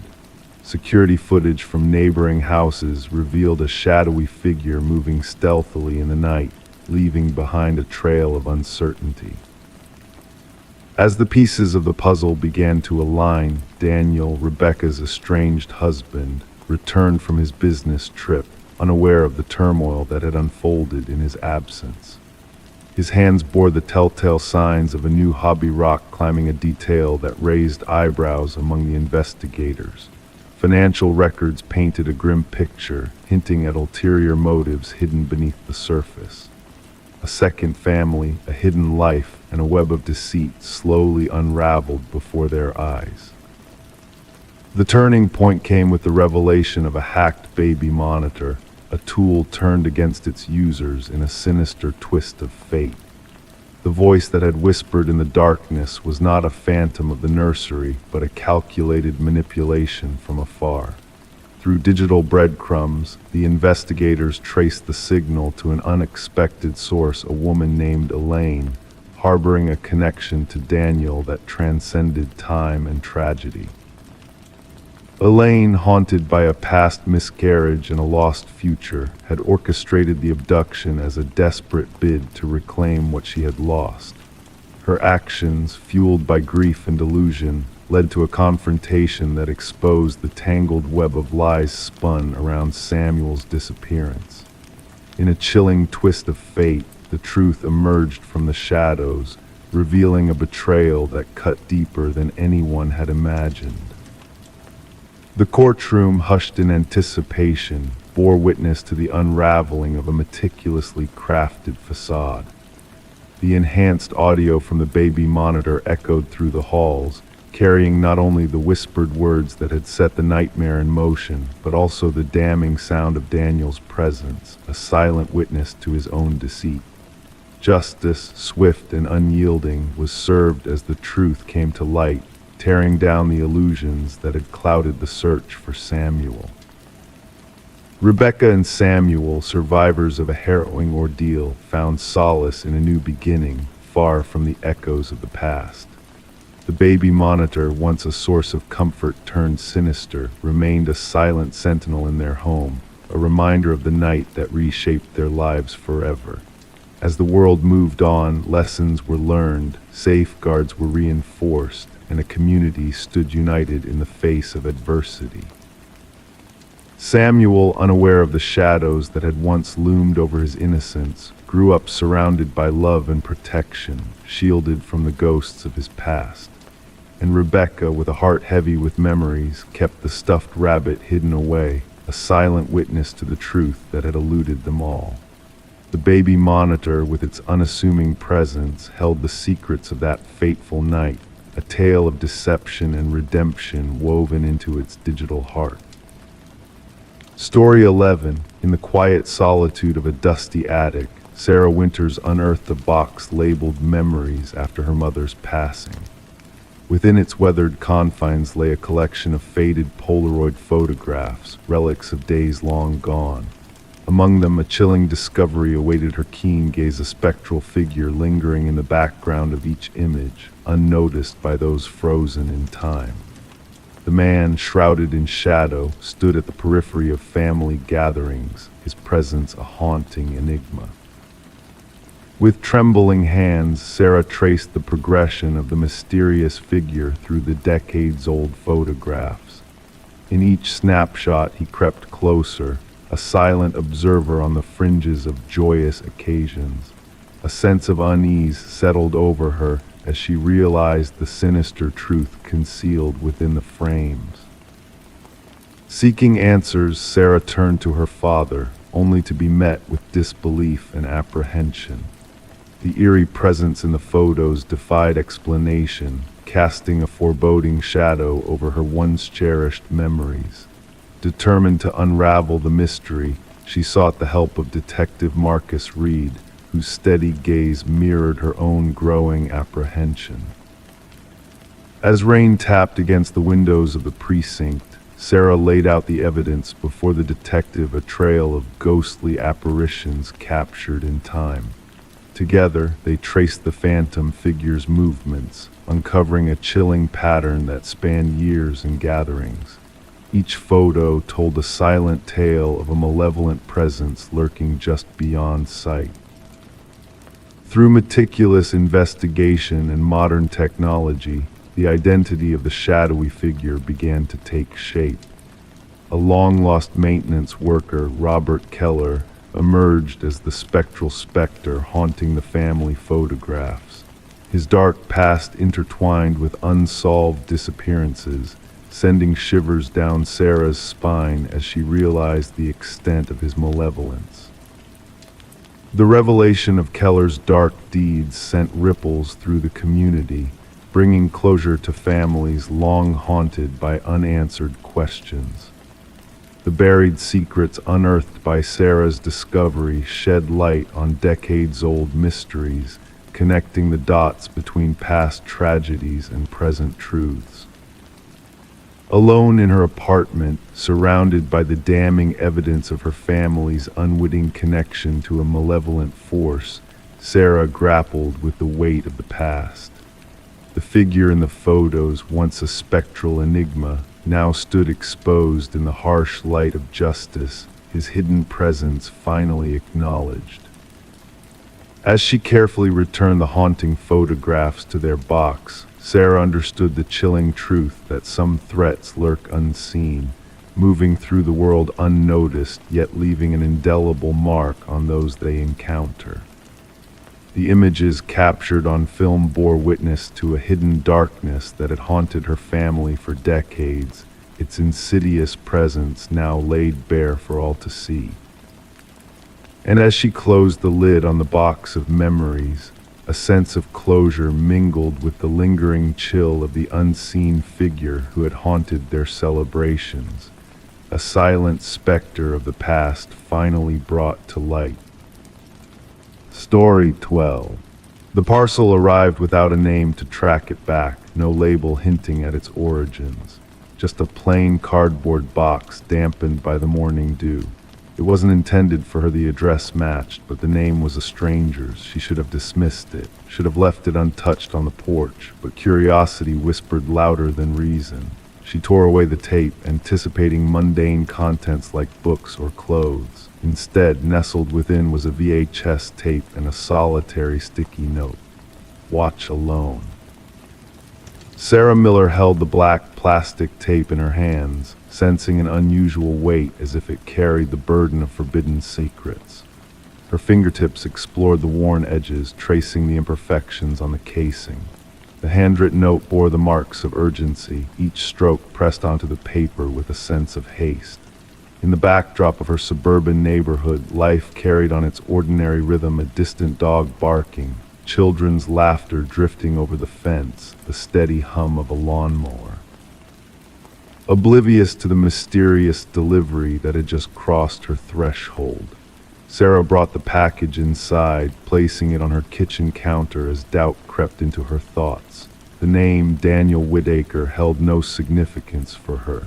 In her 4 years at the house, she had never encountered mail addressed to that name. The previous occupants, the Johnsons, had bid farewell, leaving behind memories of an elderly couple seeking solace near their grandchildren. Curiosity clashed with unease as Sarah eyed her relic VCR, a piece of nostalgia in a digital age. Something about the tape beckoned to her, an enigma shrouded in aged plastic. Against her instincts, she slid the tape into the machine. Static flickered on the screen initially, gradually sharpening into focus. A dimly lit room emerged, illuminated by a single lamp casting long shadows. The camera angle was skewed, capturing a man seated in a wooden chair, his features obscured by darkness. "My name is Daniel Whitaker," the man's voice resonated quietly yet resolutely. "If you're watching this, they've found you, and that means they'll find me too."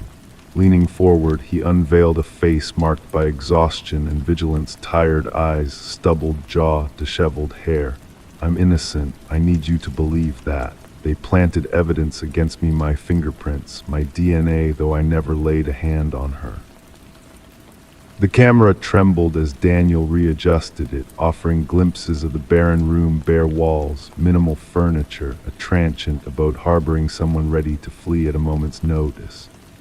They set me up. The official narrative will claim I knew her, that we quarreled, that witnesses heard us clash. It's all lies. I never crossed paths with Catherine Walsh until her face flashed on the news. His voice wavered, lifeless, murdered in her own home, and yet my DNA was splattered across the crime scene.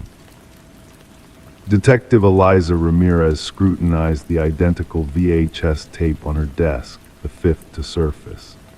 5 tapes, 5 disparate recipients, all bearing Daniel Whitaker's desperate plea, a man accused as the prime suspect in Catherine Walsh's homicide, a man who had vanished without a trace on the day her body was discovered.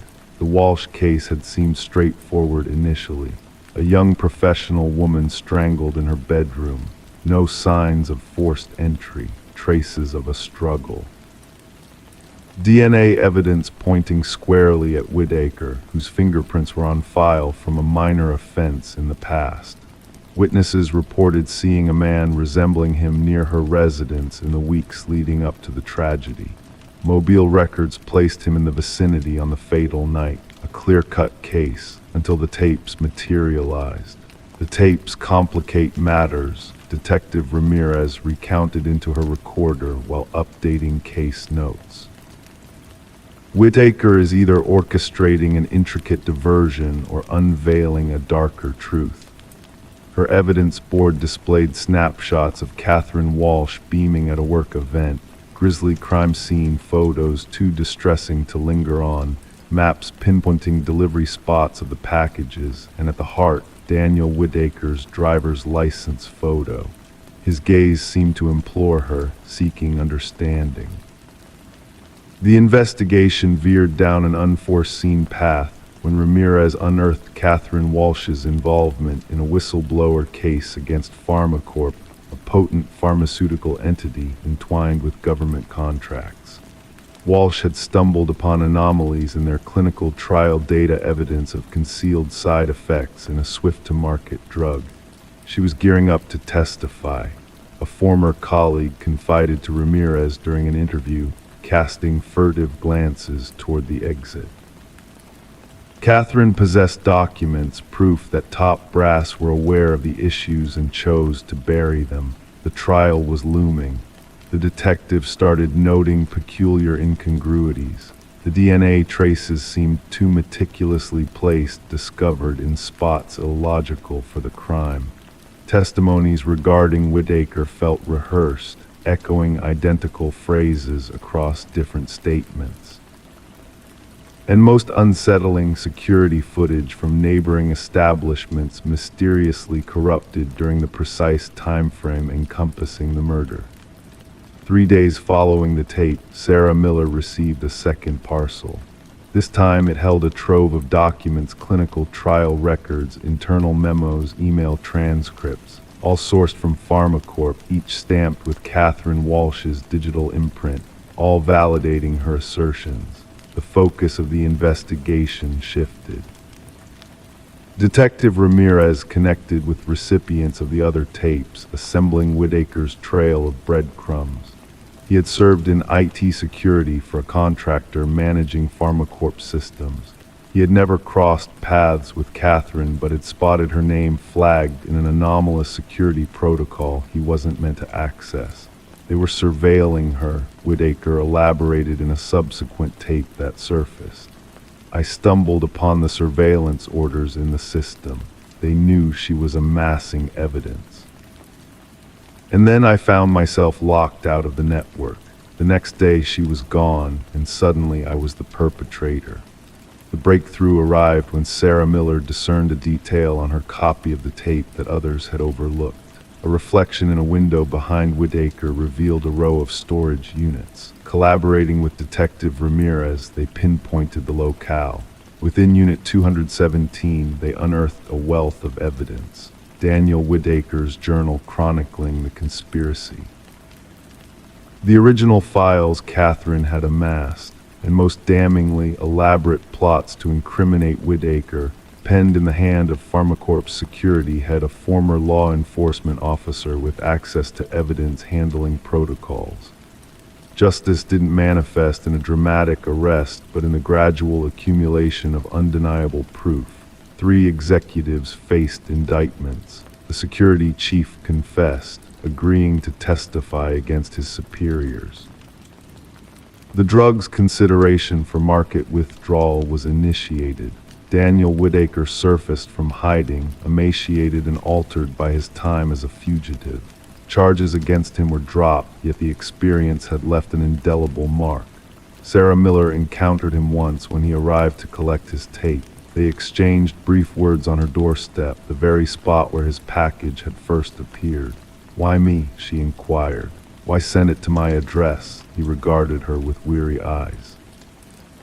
"The algorithm chose you. I needed individuals unconnected to me or Catherine people off their radar. People who might retain faith in their judgment when the world branded me guilty." The erstwhile suspect and the inadvertent witness stood in silence, pondering the fragile divide between justice and manufactured falsehoods. Finally, Sarah spoke. The misdirected parcel turned out to be precisely where it needed to be. The VHS tapes were cataloged as evidence, tangible reminders that truth sometimes materializes in unforeseen packages, bearing unfamiliar names, awaiting a curious soul to unveil its secrets. Story 13. The ancient library faced its demise as the demolition crew worked tirelessly to tear it down. Amidst the dust and debris, a worker stumbled upon a hidden latch within a dusty bookshelf. With a gentle push, the shelf swung open, revealing a secret passage leading to a forgotten chamber. The air inside was heavy, untouched for years, carrying whispers of the past.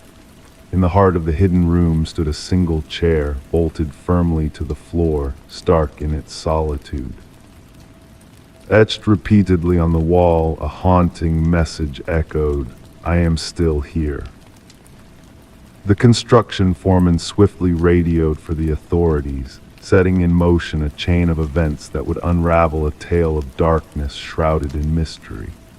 Detective Morgan Walsh, seasoned by 2 decades of police work, entered the hidden room, his flashlight piercing the shadows, casting an eerie glow on the cryptic message adorning the walls. "Secure the area," Walsh commanded, his voice resonating in the confined space. "No one disturbs a thing until forensics arrives." The history of the library added layers of intrigue to the unfolding story. Once owned by the influential Harrington family, the building had been gifted to the public following the enigmatic disappearance of their daughter, Rebecca.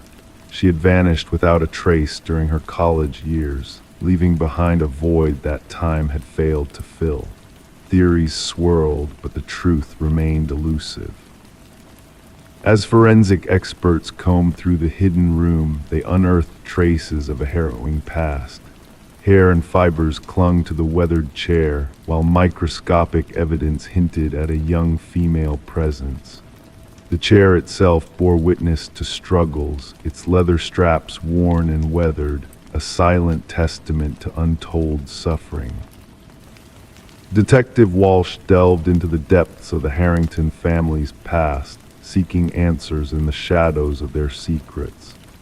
The timing of the library's donation after Rebecca's disappearance raised suspicions, hinting at a connection buried in the family's history. A contractor exclusive to Rebecca's uncle Maxwell Harrington had installed the bookshelf concealing the hidden chamber, his financial dealings casting a sinister shadow over the family's legacy. Interviews with former library staff unveiled a chilling revelation. Maxwell had spent solitary hours in the library's forbidden section, his obsession with preserving it veiled in deception. The pieces of the puzzle began to align, painting a picture of betrayal and captivity. When DNA evidence linked Rebecca to the hidden room, the truth emerged from the shadows. She had not fled, but had been imprisoned by her own kin. Maxwell's study yielded a damning journal, a chronicle of his descent into darkness and obsession. His confession shattered the facade of respectability, revealing a man consumed by greed and fear. Excavation beneath the hidden room unearthed the remains of a life lost too soon, a bracelet glinting amidst the bones, a poignant reminder of what had been stolen. Maxwell faced justice, his words hollow as the weight of his crimes bore down upon him. The Harrington family, torn by grief and guilt, found closure in the truth that had long eluded them. The library, once slated for destruction, became a shrine of remembrance, a place where the echoes of the past whispered of a soul that refused to be silenced. In the stillness of the abandoned chamber, justice prevailed, casting light on the shadows that had hidden a dark secret for far too long. Rebecca's message, etched into the walls, resonated with a quiet strength, ensuring that her voice would echo through the annals of time, a testament to the enduring power of truth. Story 14. Renovations always have a way of uncovering the unexpected. Within the old Victorian-era home that Sarah and Michael had bought at an estate auction, hidden beneath the floorboards lay a folded letter, patiently waiting to be discovered. The paper, fragile and worn, bore a cryptic warning: "Don't trust the one who knocked." Before the couple could process the ominous message, the eerie sound of 3 sharp knocks pierced the silence of the deserted house, sending shivers down their spines. Detective Alina Reed, a seasoned investigator with a keen eye for unraveling mysteries, was called to the scene. With the floorboards pulled aside, revealing the dark void beneath, Reed carefully retrieved the note, mindful of potential contamination.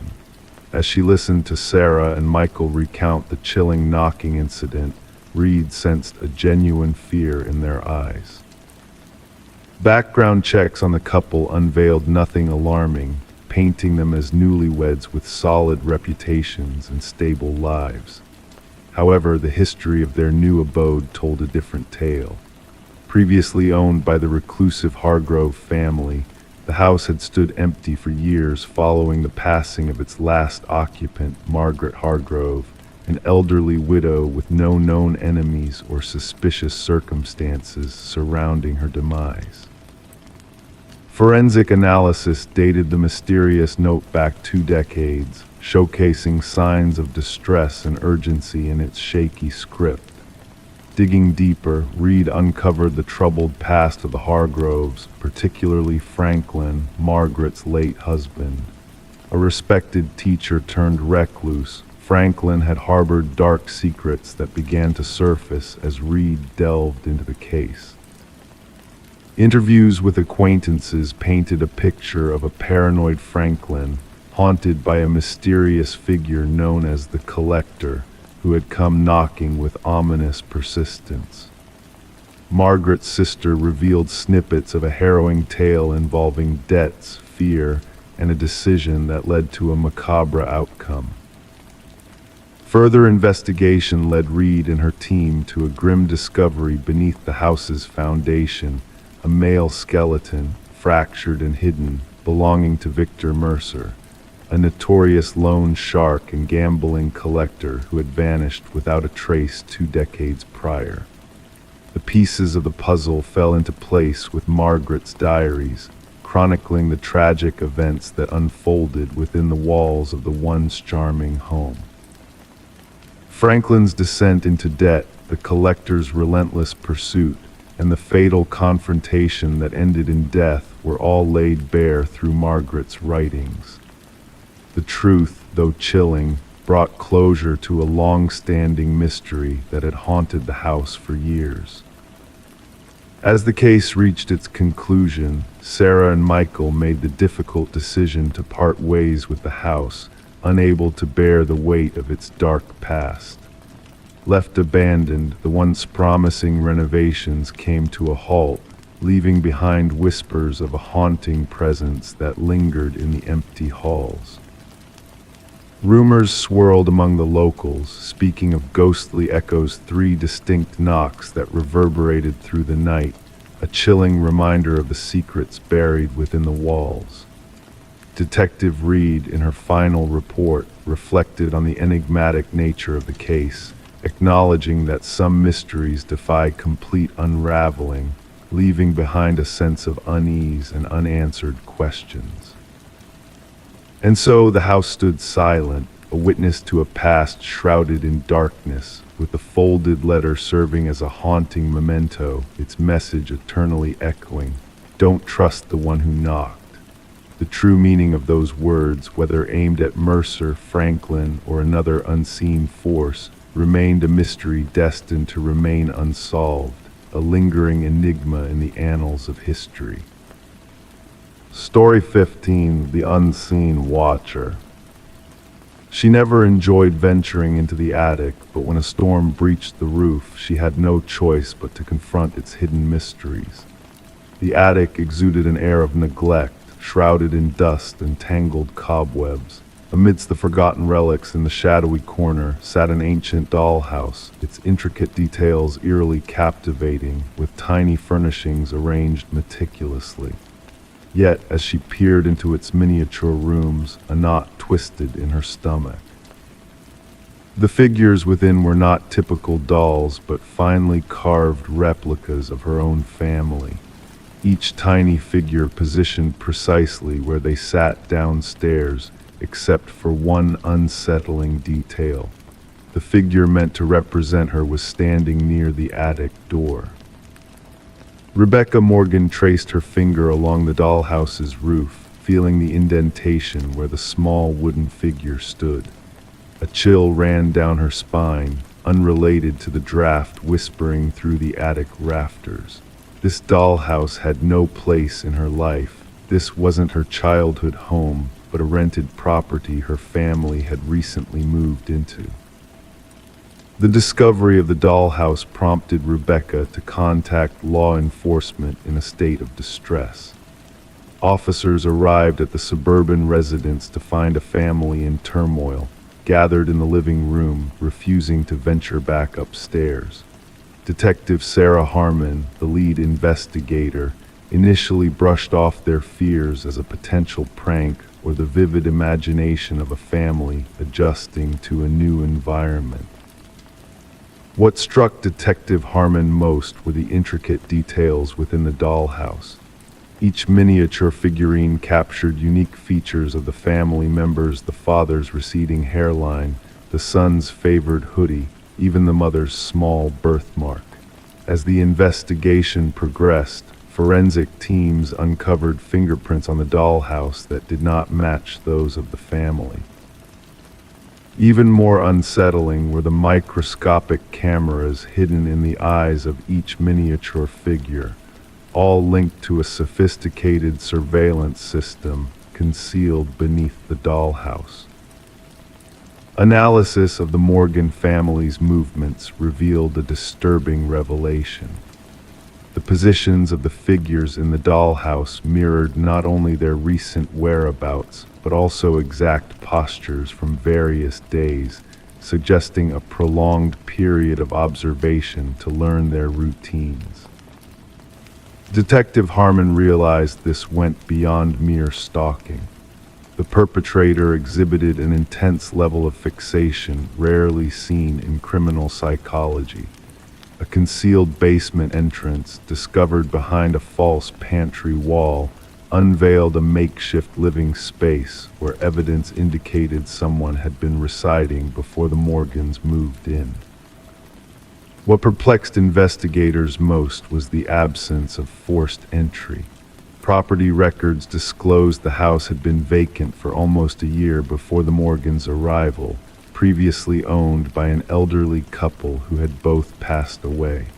Interviews with neighbors provided few leads, except for one elderly woman recalling sporadic lights in the vacant house. A breakthrough in the case came through digital forensics. Surveillance data from the miniature cameras led investigators to a small apartment across town. Inside, they found walls adorned with photographs of the Morgan family and former residents of the house. Journal entries meticulously chronicled daily activities of each family member. The most chilling discovery was a workshop containing numerous unfinished dollhouses, each representing different homes in the vicinity. The apartment belonged to Martin Wells, the son of the deceased homeowners. Financial records indicated mounting debts after his parents' deaths, leading him to covertly reside in the house while collecting rent from unknowing tenants. During interrogation, Wells remained eerily composed, explaining his actions as a means of ensuring respect for his childhood home. The dollhouse served as his control center, symbolizing his surveillance over the property and its inhabitants. Psychological evaluations revealed Wells suffered from a complex delusion of possession, unable to cope with losing his family home. The dollhouse became a symbol of his dominion over both the property and its occupants. The Morgan family never returned to the house, haunted not by the dollhouse itself, but by the realization of being watched and manipulated. Wells faced multiple charges, including stalking, invasion of privacy, and illegal surveillance. The case prompted a reevaluation of real estate disclosure laws to prevent similar incidents. The judge, during sentencing, acknowledged the profound violation the Morgan family endured, emphasizing the invasion of their privacy and security. Criminologists found the case disturbing due to the potential prolonged duration of Wells' undetected activities.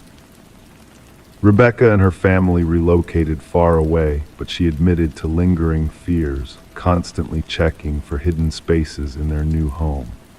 She removed all dollhouses and miniatures, haunted by the thought of being watched and manipulated like a mere plaything.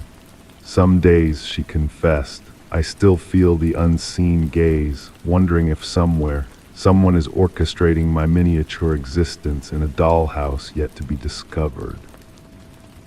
Story 16. The worn envelope, its edges tinged yellow, bore a fresh stamp, as if time had forgotten to age it. With cautious hands, the detective unfolded the letter within. A single sheet of paper greeted her, the words typed in haste, dancing across the page in uneven lines. I am sorry for what I did. A chill seemed to linger in the air as she touched the paper, a hint of iron clinging to her senses. It was only when she spotted the faint reddish stain along the bottom that realization struck. This was no ordinary letter. Detective Sarah Morgan swiftly secured the message in an evidence bag, her gloved hands moving with practiced precision. The forensics team confirmed her suspicions. The reddish hue was indeed human blood, a chilling echo from an unsolved homicide case that had long haunted the department. The victim, a young journalist named Rebecca Warren, had been discovered in her apartment, a tragic canvas of stab wounds painting her final moments. Her laptop gone, her notes scattered, pointing to a story that may have led to her demise. Despite tireless efforts, the case had grown cold, a puzzle with missing pieces. And now this letter arrived, a haunting whisper addressed simply to Homicide Division. The paper and envelope offered little in the way of clues, fingerprints hidden behind the veil of gloves, but the postmark provided a thread to pull in the dark. Morgan gathered her team in the dimly lit briefing room, where the walls whispered tales of unsolved mysteries. Crime scene photos, timelines, and suspect profiles adorned the space, each a dead end in the search for justice. She pinned the letter's image at the heart of the board, a silent challenge to the shadows. This changes everything, she murmured to the room. Our killer carries the weight of remorse. Detective James Chen, her stalwart partner, cast a skeptical gaze at the letter. Or perhaps it's a game to them, he offered in return, a twisted dance of deception. The The forensics team traced the typewriter's unique marks to a relic of the past, a model lost to time but not to memory. They cast a wide net, reaching out to antique enthusiasts across the land. As the investigation gained momentum, they delved into Rebecca's world, a tapestry of secrets waiting to be unraveled. Her editor painted a portrait of a fearless journalist, unyielding in her pursuit of truth. Latest work, a tangled web of power and deceit, led the detectives down a labyrinth of shadows. Rebecca's boyfriend, Michael Barnes, once a grieving lover, now a figure of suspicion under the harsh light of truth. She feared she was being followed, he confessed, his eyes clouded with regret. I should have listened, should have protected her. As the pieces fell into place, a second letter emerged, bearing the same blood-stained signature of the first. The message, a cryptic confession of secrets buried deep. She knew too much, it whispered, a ghostly echo of truth. The path wound its way to the mansion of the deceased patriarch, where the eldest son, Richard, held court over a kingdom of shadows, a collection of typewriters, a tale spun too neatly. The truth unfurled as microscopic fibers revealed a sinister connection to the family's youngest daughter, Eleanor. A dance of deception, a stage set for tragedy.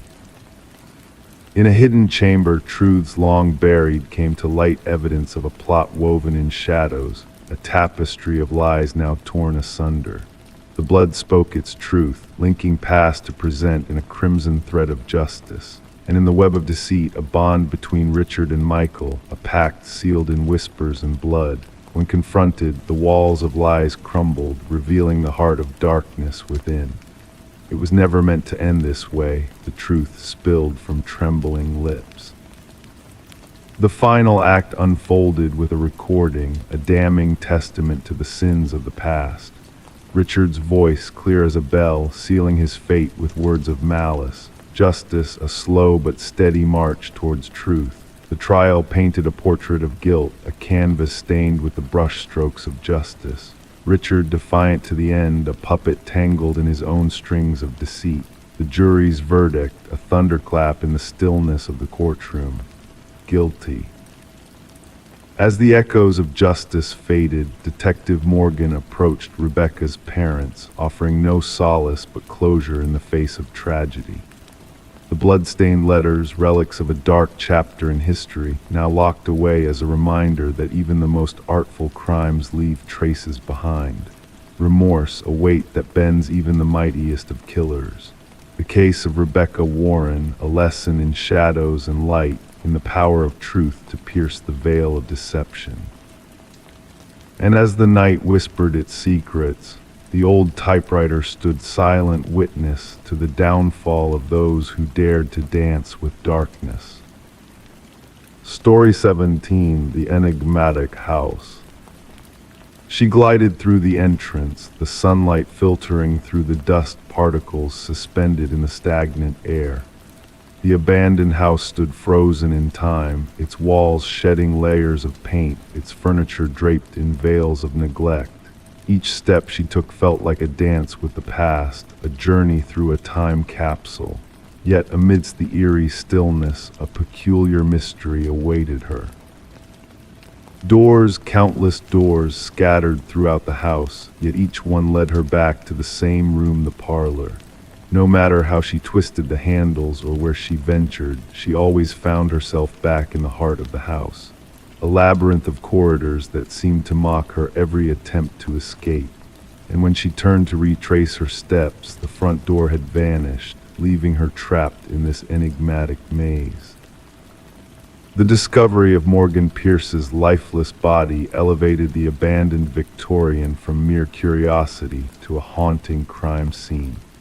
Detective Sarah Lynn stood at the threshold, observing the forensic team moving silently through the dimness like specters. The house had gained a reputation among the locals, a place where compasses spun aimlessly, where whispers of unseen eyes watching lingered in the air. Now it held secrets far more sinister than mere folklore. The initial examination suggests she passed 3 days ago, the medical examiner murmured, his words barely audible in the heavy silence. Asphyxiation appears to be the cause of her demise. Morgan sat in an ancient chair in the parlor, her posture serene, as if awaiting a long-lost visitor. No signs of struggle marred her peaceful countenance, no evidence of a fight for survival. The scene exuded a chilling tranquility that unsettled even the most seasoned investigators. Lind inquired who stumbled upon the body. Her partner relayed, a real estate agent showing the property to potential buyers. They entered, spotted her sitting there, mistaking her for a trespasser until they drew closer. The house had remained deserted since the passing of its previous owner, Eleanor Blackwood, nearly 5 years prior. Legal disputes had left the property abandoned, unwanted, a forgotten relic haunted by vandals and thrill-seekers. Morgan Pierce, a young scholar of 26, delved into researching architectural enigmas for her thesis. Described by friends as meticulous and driven, she harbored a fascination for spaces that defied conventional norms. The allure of the abandoned Victorian, notorious for disorienting its visitors, must have been irresistible to her curious mind. Her roommate reported her absence 2 days prior, Lind noted, scanning her notes. Morgan mentioned exploring the house where wanderers lose their way for her studies. Investigations unveiled Morgan's frequent visits to the house in the weeks leading to her demise. Her journal entries chronicled anomalous acoustics, chilling pockets of cold, and doors that defied logic by leading to ever-changing chambers. In her final musings, she referenced bringing specialized tools to capture what she termed spatial anomalies. Yet these tools were nowhere to be found. Autopsy findings unveiled an unexpected twist: imminent presence of a rare alkaloid in Morgan's system, derived from a plant linked to shamanic rituals. While the substance could induce disorientation and vivid visions, the dosage detected was insufficient to cause death. She wasn't one to indulge in recreational substances, her boyfriend asserted adamantly. Morgan adhered strictly to her research principles. She wouldn't have jeopardized her perception intentionally. Digital sleuthing unearthed traces of deleted messages on Morgan's phone, correspondences with a kindred spirit sharing her fascination with the house, someone who professed to grasp its enigmatic essence. The exchanges evolved into cryptic revelations, hinting at hidden truths shrouded within the house's walls. The house retains its memories, one message alluded. It yearns for someone to comprehend. The investigation veered towards Adam Reeves, an architectural historian entwined in Morgan's inquiries. His expertise in peculiar spatial phenomena had captivated her, blossoming their professional rapport into a more intimate connection. When questioned, Reeves appeared genuinely grief-stricken by Morgan's untimely fate. "The house carries a legacy," he disclosed. The original designer wove optical illusions and deceptive perspectives into its structure. It was meant to confound and bewilder. Morgan sensed a deeper significance, a truth transcending mere trickery. However, Reeves possessed a solid alibi for the presumed hour of Morgan's passing. Surveillance footage depicted him lecturing at a distant university symposium during the critical time frame. A breakthrough emerged from an unexpected source: Eleanor Blackwood's grandson residing overseas. Contacted by the investigators, he divulged a family secret veiled for generations. "My grandmother wasn't the sole Blackwood to perish within those walls," he confessed. Others followed suit. Each discovered in the parlor, each appearing tranquil. The family termed it the claiming. Presenting aged journals, he unveiled a grim pattern of deaths initially attributed to natural causes: heart failures, strokes. The narrative resonated. Individuals ensnared in the house eventually succumbed to what the family ambiguously deemed the influence. A secondary scouring of the premises unveiled a concealed alcove behind the parlor's hearth. Within, investigators stumbled upon Morgan's missing equipment alongside a cryptic collection, an assortment of artifacts from diverse indigenous cultures meticulously arranged in a geometric formation. At the core rested a sculpted figurine, its features worn smooth by the touch of generations. Analysis linked this effigy to a deity, symbolizing liminal thresholds, boundaries between realms. Traces of the alkaloid matching Morgan's toxicology were detected on these relics. The case took a chilling turn as forensic examinations of the house's dust imprints indicated a mysterious presence during Morgan's final moments. Partial fingerprints, incongruent with Morgan's or any known visitors, adorned doorknobs throughout the residence. 3 weeks into the inquiry, Adam Reeves was discovered lifeless in his abode. Mimicking Morgan's eerie repose, he faced the entrance, serene yet marked by the same alkaloid.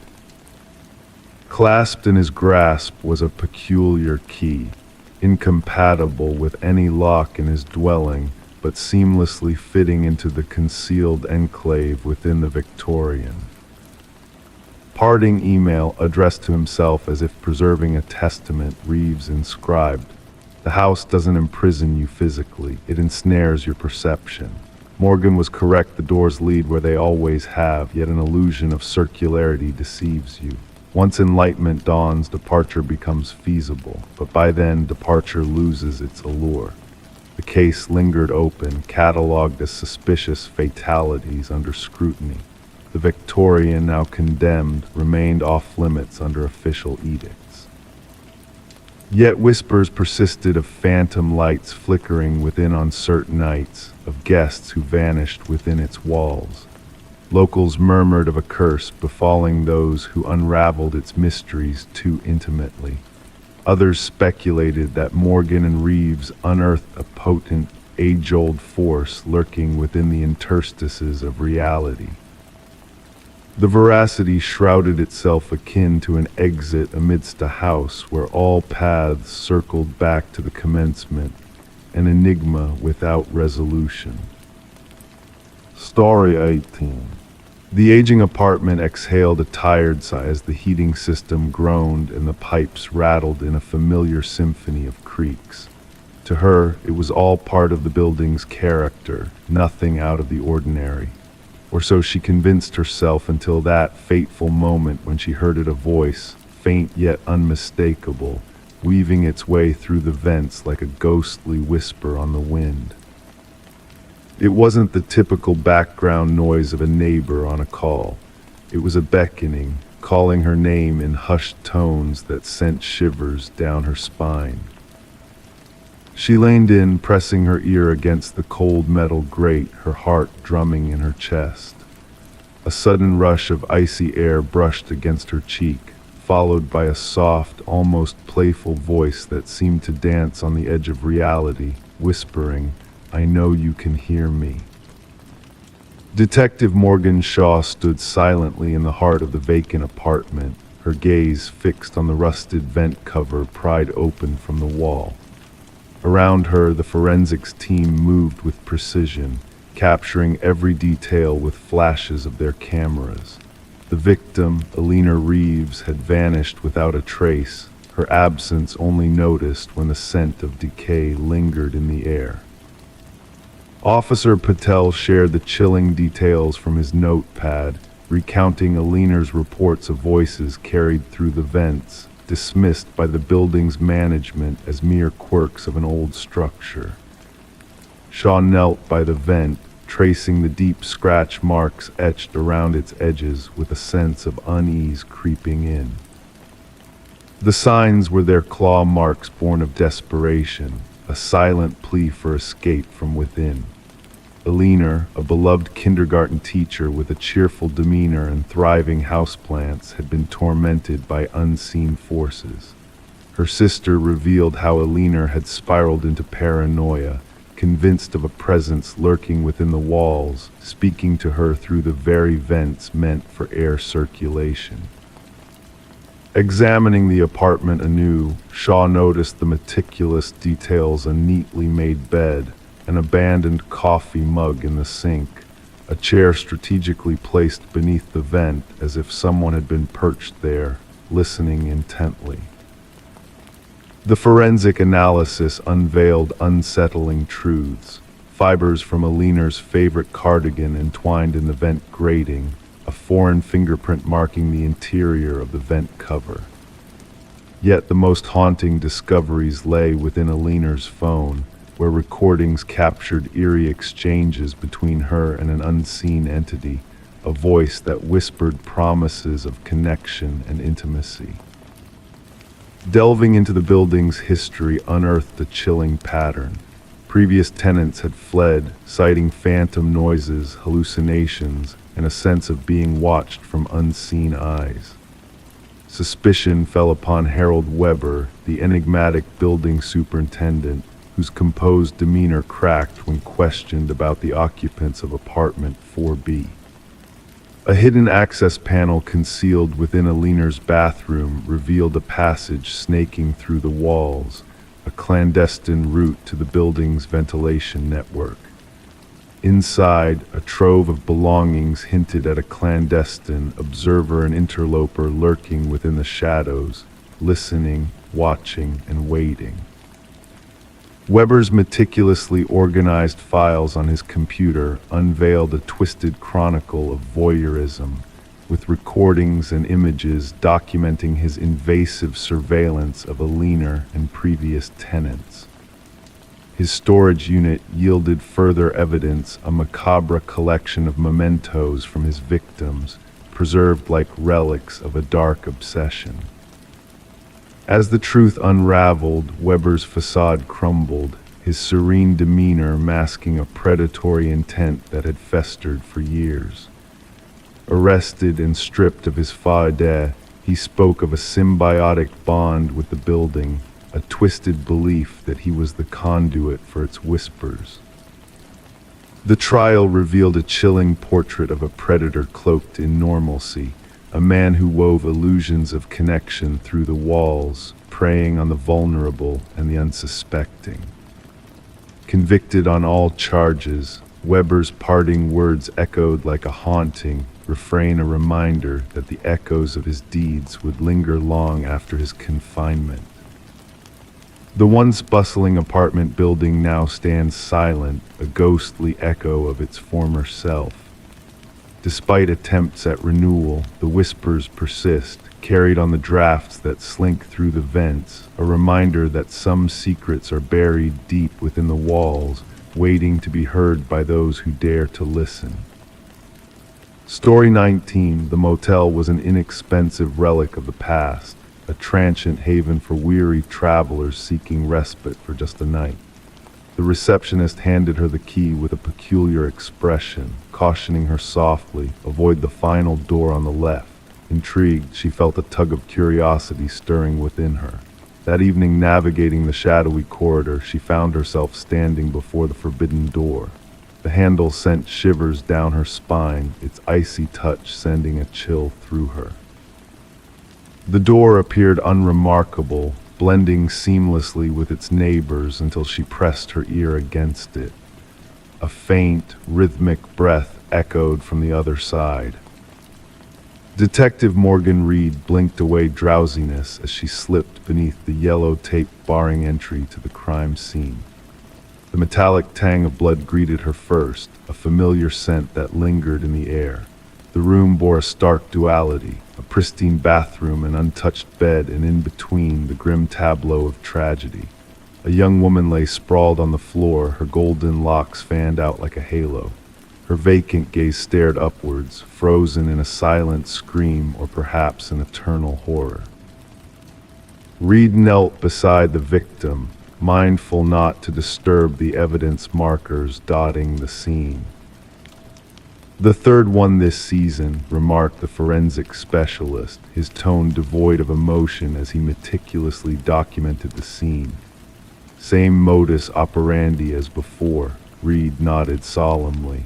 The victim's attire hinted at a life of luxury, a stark contrast to the seedy motel surroundings. A designer handbag lay open, contents undisturbed. This was no random act of violence. A sinister purpose lurked behind this facade of normalcy. The motel manager lingered anxiously by the doorway, his pallor betraying his distress. She checked in alone, paid in cash. I never imagined, his voice faltered. The maid discovered her during routine cleaning. Reed surveyed the room once more, noting the absence of forced entry or defensive wounds. The victim had either welcomed her assailant or recognized them, a chilling realization. Back at the precinct, Reed pinned up photos on the board, connecting the dots between 3 similar cases of women found in nondescript motels. Speculation swirled in the media, hinting at a lurking predator within their midst. The autopsy results are in, announced Detective Hayes, dropping a file on Reed's desk. Death by strangulation, no signs of sexual assault or defensive wounds. This is personal. Days blurred as the investigation delved deeper. Surveillance footage yielded no clues, painting a portrait of a victim, Elaine Werner, with no apparent enemies. Her meticulous nature clashed with the randomness of her demise. A breakthrough emerged during an interview with Werner's sister, unraveling a clandestine relationship with a mysterious man from her workplace known only as C. Reed's focus shifted to Werner's office, unearthing a business card belonging to Charles Emerson, a high-ranking executive. Emerson exuded a facade of innocence during questioning, but a glint of unease flickered in his eyes when pressed about his ties to the victim. Forensic analysis eventually linked Emerson to the crime, exposing a web of deceit and betrayal. In the interrogation room, Emerson's veneer cracked, revealing a man driven by fear of exposure and loss. The trial concluded swiftly, condemning him to a lifetime behind bars. As Reed locked eyes with the unrepentant killer, she glimpsed a void where empathy should reside, a chilling absence that lingered long after the case's resolution. Dubbed The Door on the Left case, the saga captivated psychologists and armchair sleuths alike, dissecting the mind of a predator. Yet for Reed, the shadows of that motel corridor haunted her still, a reminder of the darkness that lurks behind seemingly ordinary doors. In the evidence vault, 3 identical keys serve as silent witnesses to a chapter of human depravity, a cautionary tale that some doors, once opened, reveal a darkness that can never be fully contained. Story 20. The ancient box lay hidden beneath layers of forgotten belongings in the dusty attic, a relic of a time long past, left behind by the previous inhabitants of the house. Among the faded Polaroids inside, capturing moments of joy and celebration, one stood out to Rebecca. It depicted a family seated in her very own living room, the familiar furniture and decor unmistakable. Yet these faces were strangers to her. And in the background, a shadowy figure loomed in the dimness, observing with an air of mystery. As Rebecca gazed at the eerie photograph, a shiver ran down her spine, tingling her senses. Her fingers quivered slightly, causing the edges of the picture to tremble in response. The family in the image, frozen in time, smiled innocently at the camera, unaware of the silent presence lurking behind them, a silent harbinger of unseen danger. Descending the creaking wooden stairs, Rebecca carried the unsettling photo to her kitchen, where the harsh light revealed the uncanny resemblance between her home and the strangers captured in the image. The detective, a man named Morgan, arrived clad in a worn leather jacket that whispered tales of investigations and secrets. His keen eyes scanned the photograph with a practiced precision, delving into its enigmatic depths.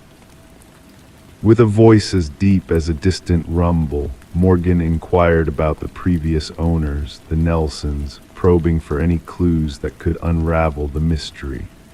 Rebecca, feeling a sense of unease creeping over her, confessed her lack of knowledge about the former occupants. Entrusting the photo to Morgan, she hoped for answers that eluded her grasp. The investigation unfolded quietly, each revelation deepening the enigma. The Nelsons had acquired the house from the Crawfords, who in turn had succeeded the Mornos as residents. Detective Morgan painstakingly traced the history of the property, unearthing a trail of vanished families left in the wake of an enigmatic pattern. A breakthrough emerged unexpectedly when a former mail carrier recognized the family in the photograph as the enigmatic Sutherlands, who had mysteriously disappeared without a trace. The chilling realization dawned that 4 souls had evaporated into thin air, leaving behind no trace of their existence. Forensic analysis dated the photograph to a bygone era, unveiling unsettling details that hinted at a sinister presence lingering within the shadows. Enhanced imaging illuminated the figure in the hallway, revealing a tall, enigmatic man cloaked in darkness, his identity shrouded in mystery. As the investigation delved deeper, a chilling pattern emerged: families vanishing after a year of residence, leaving behind only echoes of their existence. The origins of the house itself yielded a cryptic tale, linking back to Samuel Whitfield, an elusive figure who had vanished under mysterious circumstances. As the investigation uncovered a hidden crawlspace in the attic, a bone-chilling truth emerged from the depths below a chamber of horrors, where the missing families lay in eternal repose, their lives frozen in time. Rebecca, now a mere pawn in a sinister game, sought refuge under police protection, haunted by the ominous presence that lurked in the shadows. The tale of Samuel Whitfield, a phantom from the past, continued to elude authorities, casting a veil of uncertainty over the abandoned house and its dark secrets. As the investigation unfolded, the house stood silent and empty, its windows reflecting only the darkness that shrouded its past. The whispers of the unseen watcher echoed through the corridors, a chilling reminder of the mysteries that lay buried within the walls. And in the depths of the night, a haunting truth lingered: the specter of Samuel Whitfield, a phantom of the past, forever watching, forever waiting. Story 21. In a quaint Victorian-era home, Michael and Sarah Klein embarked on a journey they never anticipated. What began as a simple renovation project turned into a chilling unraveling of secrets buried within the walls. The house, with its high ceilings and ornate woodwork, whispered tales of a bygone era. But as the Kleins peeled back the layers of time, they uncovered a mystery that would haunt them. It all started with a water stain in the master bedroom, a small imperfection on the floral wallpaper that led to a discovery beyond their imagination. Hidden beneath the surface was a name Alina Winters repeated in a frenzy of ink, as if desperate to be remembered. Who was Alina Winters, and why was her name etched into the very essence of the house? Sarah's fingers traced the haunting script, sending shivers down their spines. Their curiosity led them down a path of intrigue and unease. Late nights were spent poring over property records and old newspaper clippings, searching for any trace of Alina Winters. But the more they uncovered, the more questions arose.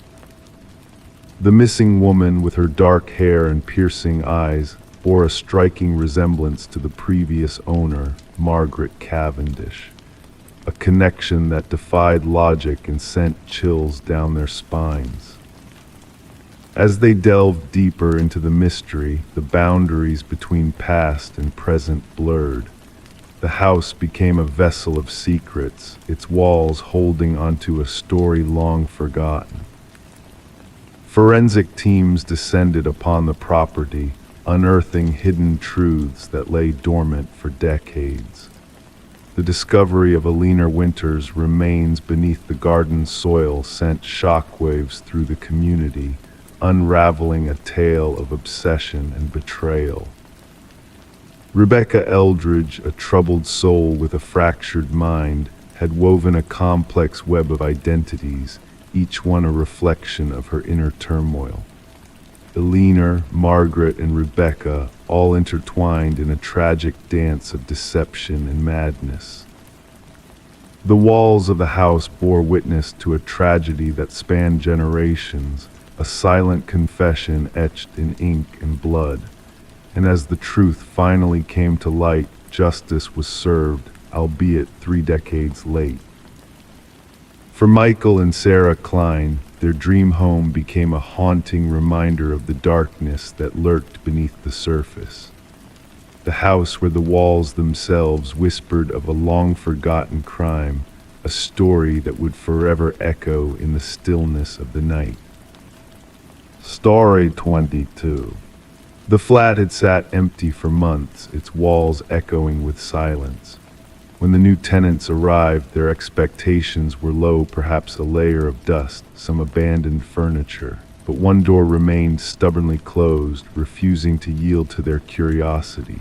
It was a closet, its secrets locked from within. After much effort, the landlord managed to pry it open, revealing not just forgotten belongings, but something far more unsettling. The interior of the closet was a canvas of desperation, etched with deep, jagged scratches that spoke of a struggle for freedom. Detective Morgan Shaw, seasoned in the ways of darkness, felt a shiver race down her spine at the sight. It wasn't the gore or violence that unsettled her, but the sheer intensity of the marks, a silent testimony to someone trapped, fighting against the confines of the small space. "Call forensics immediately," she instructed her partner, Officer Reed, who was diligently capturing the haunting scratches on camera, "and bring me the records of the previous tenants." The sole message on the ancient flip phone found in the closet simply stated, "I know what you did." The landlord, a man with nervous eyes and clammy hands, nervously recounted that the previous tenant had vanished suddenly, leaving behind unpaid rent. A quiet young woman, kept to herself, disappeared about 6 months back, he mumbled, avoiding the closet's gaze. No trouble, never caused a stir. Forensic analysis unveiled a chilling truth hidden within the scratches. The majority of the blood samples matched a single individual, presumably the missing tenant, Emma Caldwell, a 28-year-old woman reported missing by her workplace. However, 2 DNA profiles stood out, one unidentified, the other belonging to a man supposedly deceased for 2 years. "This doesn't make sense," Shaw muttered, her gaze fixed on the perplexing findings. Derek Mercer, a man with a violent past, was supposed to be dead, his identity confirmed through dental records after a fatal car accident. Yet his fresh DNA stained the walls of Emma's closet. Emma's apartment whispered of a life left abruptly interrupted. Unopened mail, a forgotten coffee mug, a neatly made bed, all frozen in time. Phone records revealed a sudden halt in conversations with her sister, replaced by numerous calls from an unknown number in the weeks leading to her disappearance. The sister mentioned a mysterious boyfriend, Officer Reed relayed. No name, just described him as intense and private. Surveillance footage captured a haunting scene, a woman entering the building followed by a shadowy figure in a cap, concealing his face from prying eyes. The pieces began to align when partial fingerprints belonging to Derek Mercer were discovered on the closet's doorknob from the inside. He staged his death, Shaw concluded. But why, and what's his connection to Emma? The unidentified DNA sample unraveled another enigma, a missing person case involving Lynette Porter, who had vanished 3 years earlier. Witnesses recalled seeing a woman resembling Lynette visiting Emma's apartment multiple times. Following the trail of evidence, Shaw uncovered a web of deceit and horror. A car linked to Mercer's family was traced to Emma's residence, with footage placing a figure matching Derek's description near the scene. The investigation led them to a secluded property owned by the Mercers, where behind heavy doors in the basement, Lynette Porter was discovered alive but a mere shadow of herself, imprisoned in conditions akin to Emma's closet. "He forced me to witness," Lynette murmured, her eyes vacant with trauma. "Said I had to learn the fate of those who tried to escape."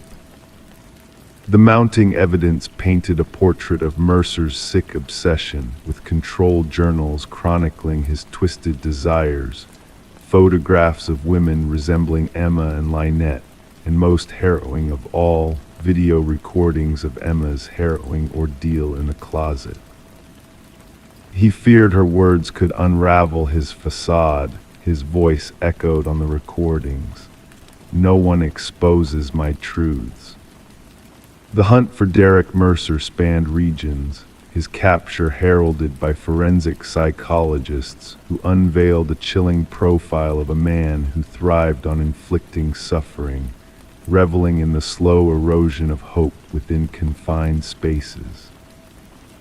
When Mercer was apprehended at a bus terminal, his belongings hinted at sinister intentions: a roll of duct tape, a hunting knife, and a newspaper clipping detailing Emma's disappearance. During interrogation, Mercer exuded a chilling calmness.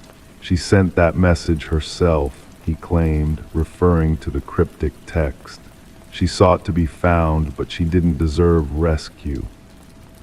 The trial uncovered the intricate web of deceit Mercer had spun to evade justice, culminating in a life sentence without parole.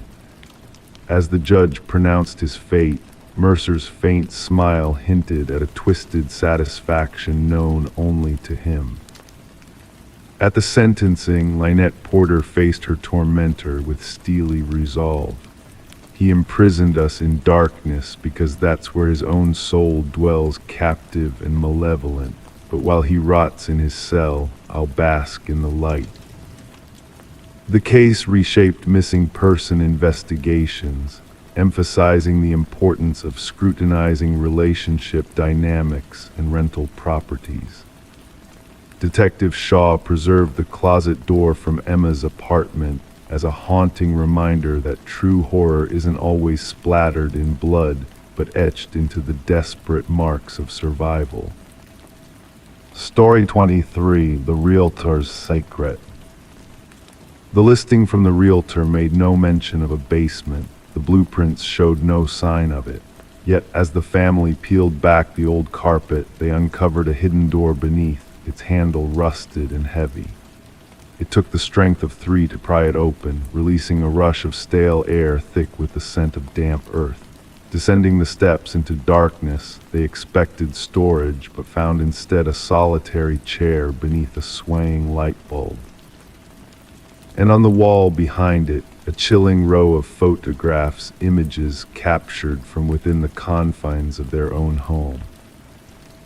The Mercer family had moved into the suburban property during the harsh winter, where darkness crept early and skeletal trees loomed against the cold sky. The aging 2-story house, with its worn siding and creaking floors, had drawn them in with its supposed character and history.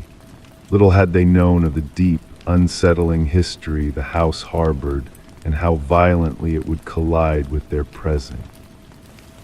Detective Sarah Connors arrived at the property with her partner, the crime scene already secured by yellow tape fluttering in the wind. Mrs. Mercer's voice quivered as she recounted the horrors found beneath their living room floor. "We must document everything before anyone else ventures down there," Connors directed, slipping on latex gloves with ease. Camera flashes illuminated the stairwell as the forensics team worked diligently to capture the eerie scene. The wooden steps groaned underfoot as they descended into the small basement, resembling a standard bedroom with concrete walls painted a dismal gray. In the center stood a lone chair, bolted to the floor, beneath a harshly lit bulb casting shadows that danced in the stillness. Yet it was the line of photographs that held the most chilling revelation, 37 images meticulously arranged, each depicting the Mercer family in their most intimate moments. As the investigation unfolded, it revealed no signs of forced entry, no stolen items, only a blatant invasion of privacy that left the family's sense of security shattered.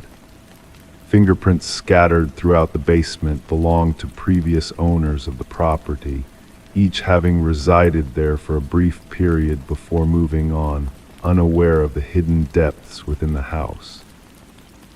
Interviewing every past owner, Connors uncovered a disturbing pattern. The contractor who had renovated the house years ago vehemently denied the existence of the basement room, claiming it was void of such a space. However, a memory card found concealed in the light fixture held hundreds more incriminating images, not just of the Mercers, but of every family that had dwelled within those walls. The investigation took a darker turn when audio files were unearthed from a hidden box in the basement, capturing conversations from various rooms in the house. Despite an extensive search, no hidden microphones were discovered, prompting Connors to order a thorough inspection of every wall and crevice in the house. Behind the wall of haunting photographs, investigators stumbled upon a secret passage leading to a monitoring station equipped with cameras, a laptop, and a journal brimming with detailed observations about each family. The handwriting matched that of Edward Kelvin, the original builder of the property, who had mysteriously vanished during the construction. His final entries hinted at a sinister plan, culminating in the chilling statement, "The next family arrives tomorrow." A manhunt ensued, culminating in the discovery of Edward Kelvin hidden within the walls of the house he had designed. His skeletal form illuminated by flashlight beams, Kelvin spoke of the families as mere players in his private drama, insisting they had willingly become part of his world. A psychological evaluation revealed severe delusions, painting Kelvin as a guardian rather than an intruder. The Mercer family, like those before them, fled the property, leaving behind a house that had been designed as a prison of voyeurism. Kelvin's trial showcased the extent of his surveillance network, revealing a house built to watch, document, and control the lives of its residents without their knowledge. As the property was razed to the ground and the families scattered, a lingering unease remained, a feeling that they were never truly alone, that unseen eyes had watched them from the shadows within the very walls they had trusted to protect them. In quiet moments they found themselves gazing at air vents, light fixtures, and corners, wondering if the specter of Edward Kelvin still lingered, forever haunting the memories of those who had unknowingly shared his twisted reality. Story 24.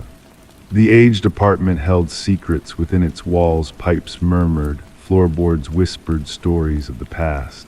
But the new tenant, a woman of quiet resolve, sensed a presence beyond the ordinary. The footsteps, distinct and purposeful, echoed from above, a slow cadence that defied explanation. Yet she dwelled on the highest floor, isolated from the world below. One fateful night, emboldened by curiosity, she tapped the ceiling with a broomstick. The sound ceased, swallowed by the silence that enveloped her. Then a solitary knock reverberated from within the very ceiling itself. Sarah Coleman, the tenant, chose to keep the peculiar incident to herself, attributing it to the settling of the building or perhaps a small creature seeking refuge in the attic's shadows. As the nights unfolded, the footsteps persisted, a haunting rhythm traversing her ceiling in the shroud of darkness. Sarah adapted, cranking up the volume of her television, burying herself in headphones, anything to drown out the unsettling footfalls that traced invisible paths above her. Detective Morris was drawn into the enigma when a maintenance worker stumbled upon a concealed crawlspace during routine repairs. Removing a section of drywall in the hallway adjacent to Sarah's apartment to mend a leak, the worker unveiled a clandestine passage unaccounted for in the building's blueprints. Within this hidden realm, a makeshift living space emerged: discarded wrappers, empty bottles, a stained blanket, and a weathered notebook. Summoned by the building superintendent, Detective Morris and his partner, Detective Rivera, arrived to a scene of palpable unease. The maintenance worker, his complexion pallid, stammered of an elusive presence dwelling within the walls, watching, waiting. The notebook chronicled meticulous observations of Sarah Coleman's daily life, her routines, her interactions, her very essence. Yet as the entries progressed, the once methodical script devolved into a chaotic sprawl of symbols and cryptic phrases. "The subject resists my influence," the final entry lamented. "She defies me. None can ignore me." Forensic experts delved into the hidden passages, unearthing fingerprints that eluded identification in any database. A labyrinth of clandestine corridors was unveiled, weaving through the building's structure, connecting disparate apartments to observation points that converged solely upon Sarah Coleman's domain. Interviews with current residents unveiled a veil of normalcy, a facade shielding the truth. Former inhabitants, however, recounted tales of unease, of unseen eyes, and inexplicable disturbances. One tenant had fled after a mere fortnight, haunted by a presence that defied explanation, their voices silenced by fear of sounding deluded. The pivotal breakthrough arose with the discovery of microscopic blood traces in one of the concealed chambers. DNA analysis linked the genetic material to Martin Weaver, a former tenant who had vanished without a trace years prior. His disappearance, obscured by time, had now found a chilling connection to Sarah's enigmatic plight. Revisiting Martin's enigma, Detective Morris unveiled a pattern of peculiar behavior. Martin's grievances against a reclusive neighbor, Edward, and his subsequent disappearance hinted at a malevolent force lurking within the walls. Edward, a transient figure with a history of evasive movements, stood at the heart of the riddle. A trail of breadcrumbs led investigators to a remote cabin owned by Edward, a construction worker with an intimate knowledge of building structures. Within its confines lay a macabre tableau: photographs of unsuspecting residents, intricate schematics of ventilation systems, and journals detailing the care of his specimens. The corkboard bore witness to missing persons reports, a grim tally of lives snuffed out. Behind the cabin's veil of normalcy lay a dark secret of burial ground, a testament to Edward's sinister machinations. Each unearthed grave whispered of lives extinguished in silence, a grim testament to his depravity. As forensic teams toiled to unravel the identities of the fallen, Detective Morris returned to Sarah's dwelling. Though the crawl spaces had been sealed, whispers of the past lingered in the shadows. A lone discovery of fresh notebook concealed in the hallway's crevice hinted at a sinister truth. The chilling message it bore spoke of a new lair, hidden from prying eyes, evading detection. As officers raced to safeguard Sarah, they found her abode deserted. Her belongings lingered, a ghostly echo of her presence. In the bathroom, a cryptic message etched in steam beckoned, "Look up." The ceiling panel, pried open, revealed a void, a passage leading into darkness, a portal to an unknown realm. The manhunt for Edward, now unmasked as Edward Mercer, a phantom of the shadows, raged on. His legacy of terror echoed across state lines, a web of deceit and concealment that ensnared the innocent. Detective Morris, haunted by the specter of Sarah's plight, pondered the unseen dangers that lurked above, beyond the veil of perception. In the stillness of night, a whisper of footsteps echoed in his mind, a reminder of the darkness that dwells within the walls of the ordinary. And as he gazed upward, listening to the silence that enveloped him, he wondered whose eyes watched from the shadows, whose breath stirred in the night's embrace. Story 25. The gentle current meandered lazily that quiet morning, the water reflecting the soft hues of dawn like a mirror. The fisherman, his boat drifting silently, almost missed the sight of a lone suitcase bobbing near the tranquil shore. At first glance, it seemed like a discarded heap of old garments forgotten by the passing tide. But as he approached, the pungent odor wafted towards him, thick, cloying, a scent that whispered of secrets. The suitcase was adorned with chains, its corners kissed by rust from exposure to the elements. When the authorities pried it open, it was not clothes that greeted them, but a macabre discovery. Within the confines of the case lay strands of hair, fingers frozen in a final grasp of despair. And at the very bottom, a chilling note whispered, "This isn't the first."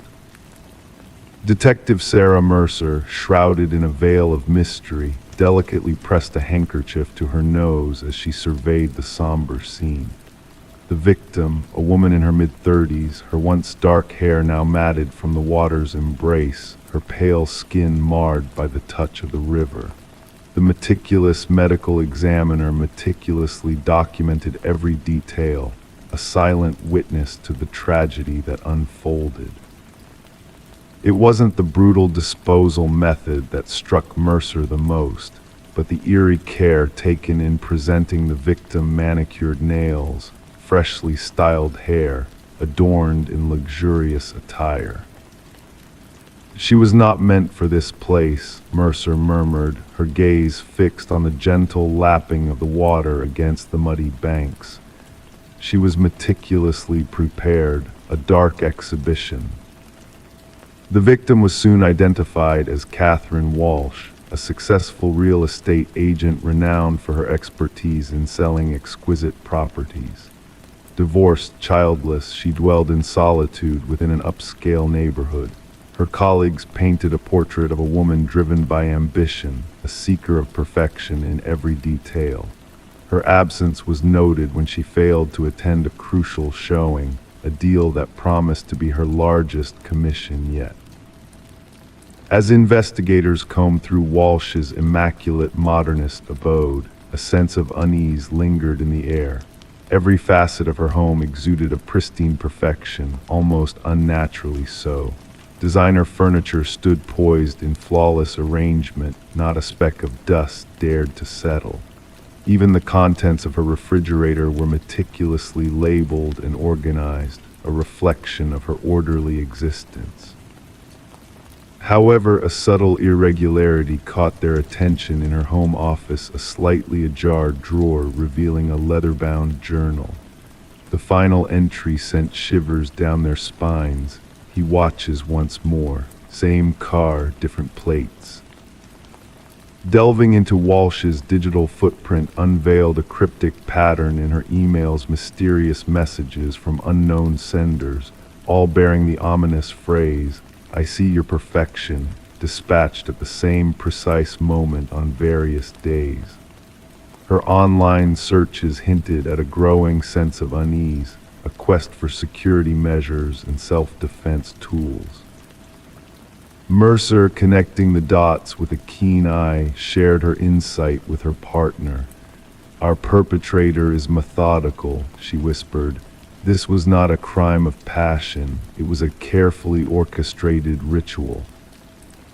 A breakthrough emerged from an unexpected source. A local pawn shop owner recognized Walsh's distinct emerald necklace among the pawned items.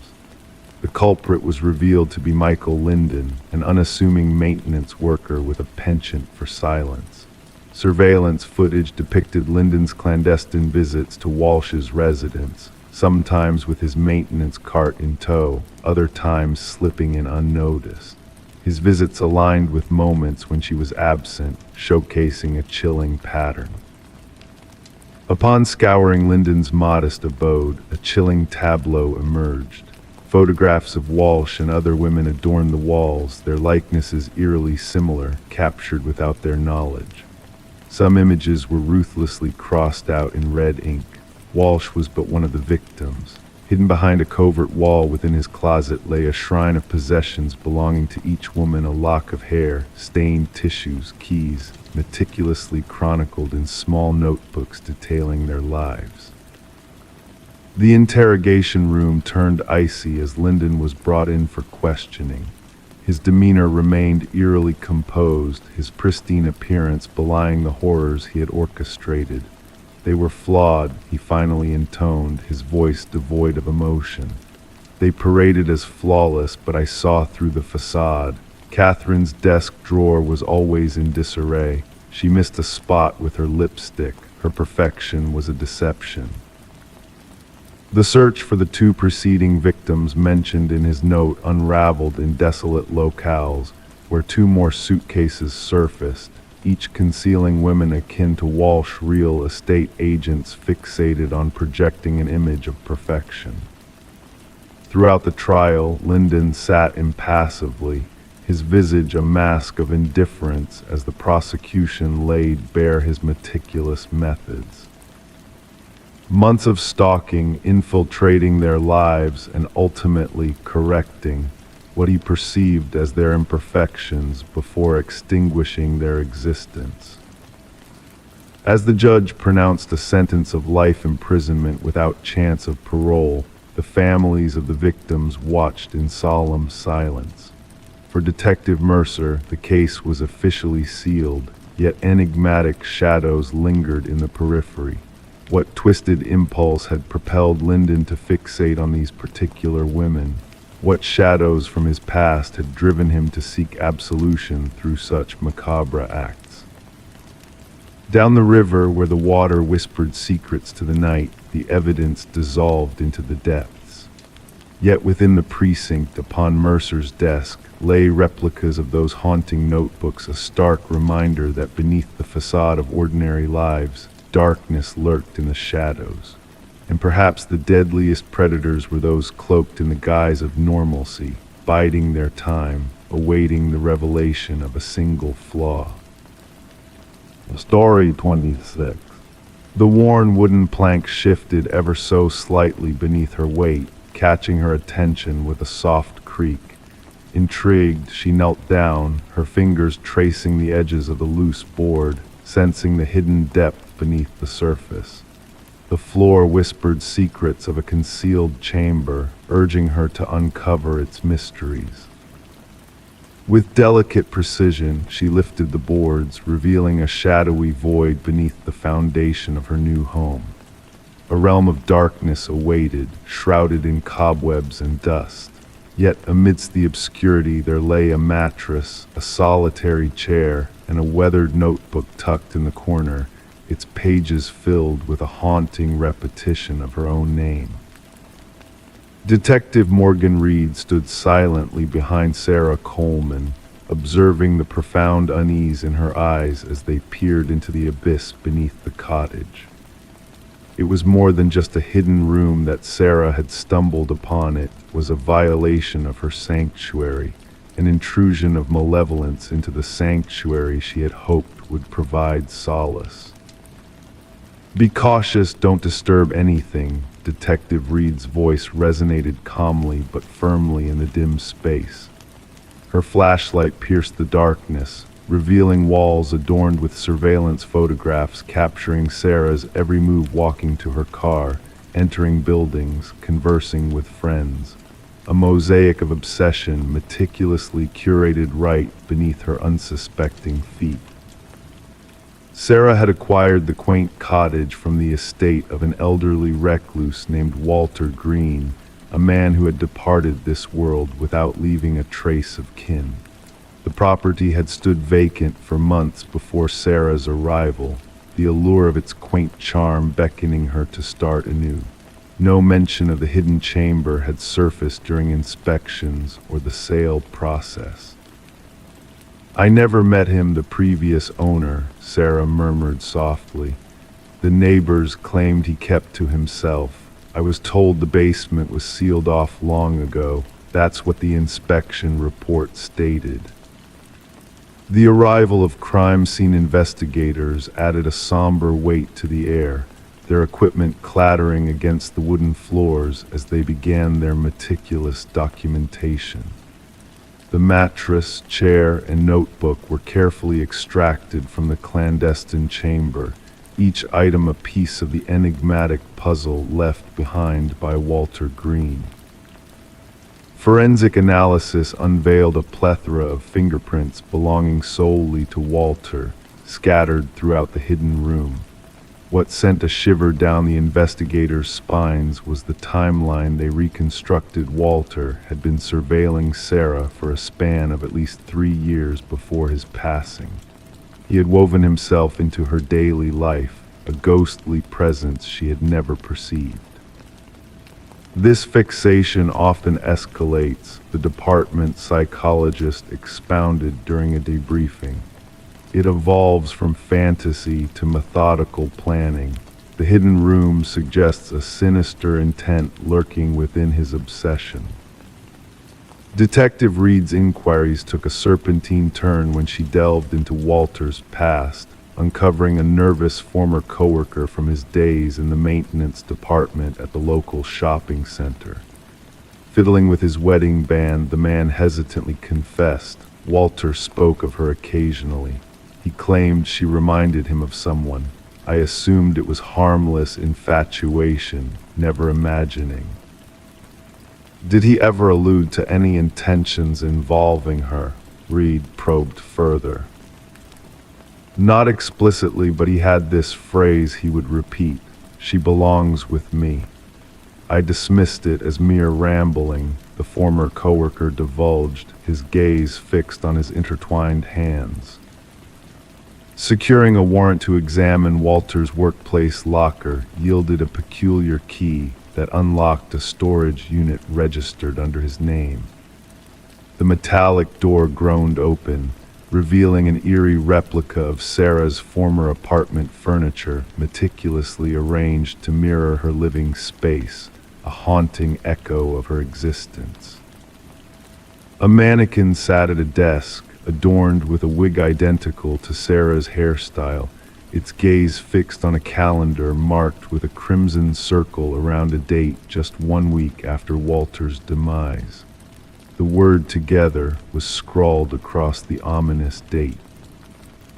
Further investigations unraveled Walter's troubled history, his institutionalization in youth due to an infatuation with a teacher, his diagnosis of erotomania, a fixation on a false belief of reciprocal love. Decades of uneventful existence shattered when Sarah unknowingly triggered his dormant obsession.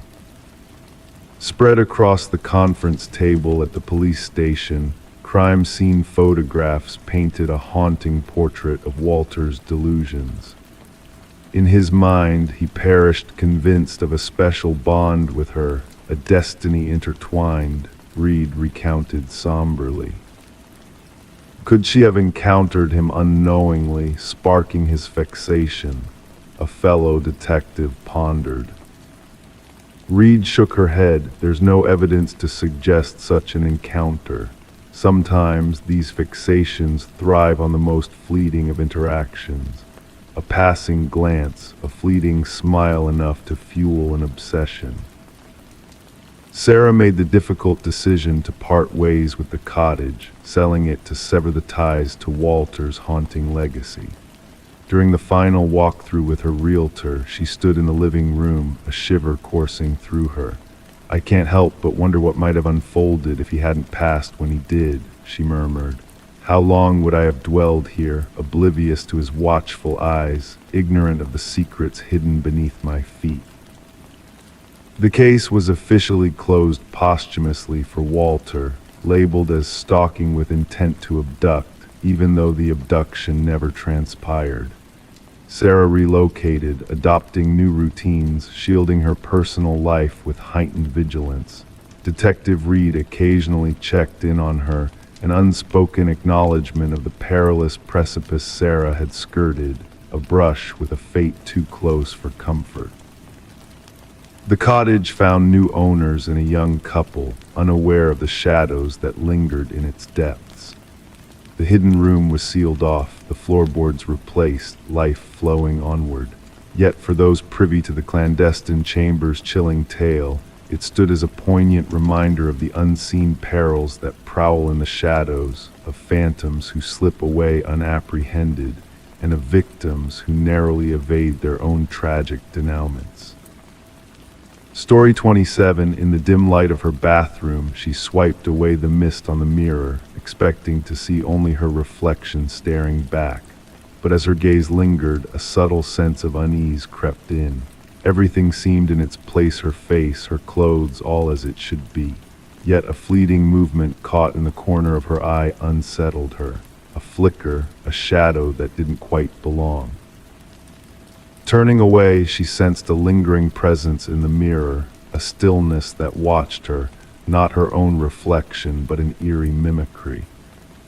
And so began the enigmatic tale of Rebecca Thorne, shrouded in mystery and intrigue that would bewilder investigators and haunt a community for years to come.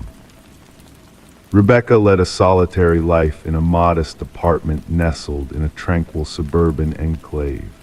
Known to be meticulous and reserved, she kept to herself while maintaining a polite distance from her neighbors. A data analyst by profession, her days were structured by routine and precision, offering no hint that she would become the focal point of a perplexing criminal enigma. The first signs of disturbance were subtle, a rearrangement of small items in her home, insignificant in themselves. A coffee mug shifted, books realigned, a toothbrush out of place. Initially brushing off these anomalies as mere lapses in memory, Rebecca attributed them to her long hours spent engrossed in work, staring at screens until reality blurred. Detective Marion Shaw's involvement was sparked when Rebecca, after enduring weeks of these peculiar occurrences, finally reached out to the authorities. The initial evaluation yielded no concrete evidence of criminal activity, suggesting a potential concern for mental health rather than law enforcement. Documented but deemed low priority, Rebecca's disquieting experiences were cataloged among a stack of other cases that lacked urgency. There was nothing tangible, Shaw later recounted. No signs of forced entry. No missing items, just a woman plagued by a sense of unease within her own home. The pivotal moment arrived with the incident in the bathroom mirror. During her subsequent interaction with the police, Rebecca recounted the chilling episode in vivid detail, the disquieting sensation of her reflection moving independently, a pervasive feeling of being surveilled even in solitude. This time there was tangible proof. Surveillance footage captured by a camera she had installed, trained on her front door. The playback revealed a disturbing reality that sent shivers down the spines of seasoned officers. The video unveiled Rebecca leaving for work, only to witness an exact replica of herself using a key to access her apartment 20 minutes later. Forensic scrutiny of the footage unveiled no signs of manipulation or tampering. The intruder moved with precision, dressed identically, even carrying Rebecca's distinctive leather bag. However, concurrent timestamps from her workplace security system placed Rebecca miles away at her office. "We are facing a doppelganger scenario," Detective Shaw disclosed to her superiors. "Someone who has meticulously studied Miss Thorne and can imitate her with unsettling accuracy." As the investigation deepened, fingerprints littered around the apartment exclusively matched Rebecca's, devoid of any foreign DNA. Neighbors reported no unusual sightings, only the familiar sight of Rebecca coming and going as usual. Mrs. Keller, a neighbor, mentioned a peculiar encounter where Rebecca had failed to acknowledge her greeting upon returning home, an anomaly that raised eyebrows but not alarm bells. Rebecca commenced documenting these disturbances in a journal, noting the escalating alterations within her living space. Minor shifts multiplied, food vanishing from the refrigerator, inexplicable searches on her computer, and unsettling discoveries of selfies on her phone, bearing her likeness but devoid of her memory. Some images depicted a subtly distorted version of herself, a smile too wide, eyes too intense. "I feel as though I'm teetering on the brink of madness," she confided to Detective Shaw during their subsequent meeting. "Or perhaps someone is orchestrating a facade to drive me to the edge." Breakthrough arrived when a pattern emerged from the surveillance footage. The doppelganger only intruded during Rebecca's absence for specific pre-planned engagements, therapy sessions, yoga classes, Sunday morning grocery runs, deliberate incursions synchronized with her predictable schedule. "An individual well-versed in your routines," Shaw articulated. "This isn't random, it's targeted surveillance and infiltration." A forensic psychologist postulated a theory of fixation, a psychological obsession with assuming Rebecca's identity, living her life, potentially aiming to supplant her entirely.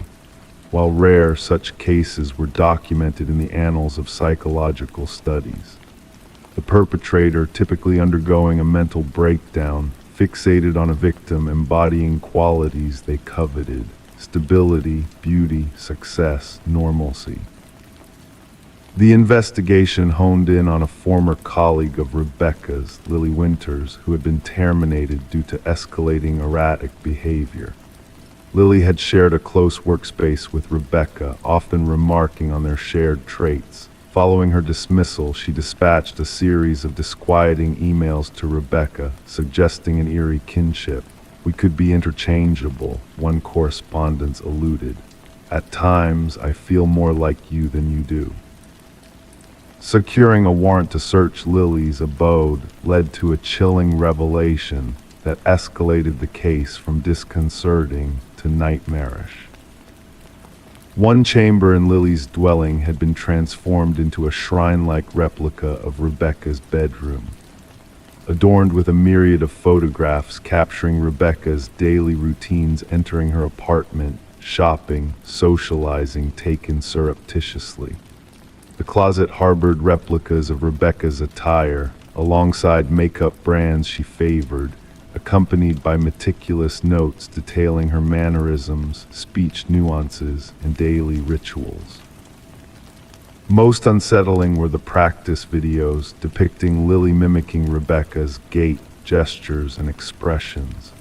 The evolution was evident: initial attempts awkward and conspicuous, later iterations nearly indistinguishable from the authentic Rebecca.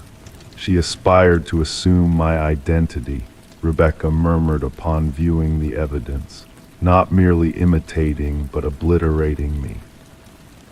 Forensic examiners unearthed sophisticated apparatus for replicating keys and cloning electronic access cards. Lily had orchestrated an intricate system to monitor Rebecca's movements, including a meticulously plotted calendar forecasting her activities. Elusive was Lily's ultimate motive. Journals discovered in her residence contained disjointed entries vacillating between first and third person, oscillating between references to Rebecca as me and her in the same passage. The chilling climax materialized in the final entry.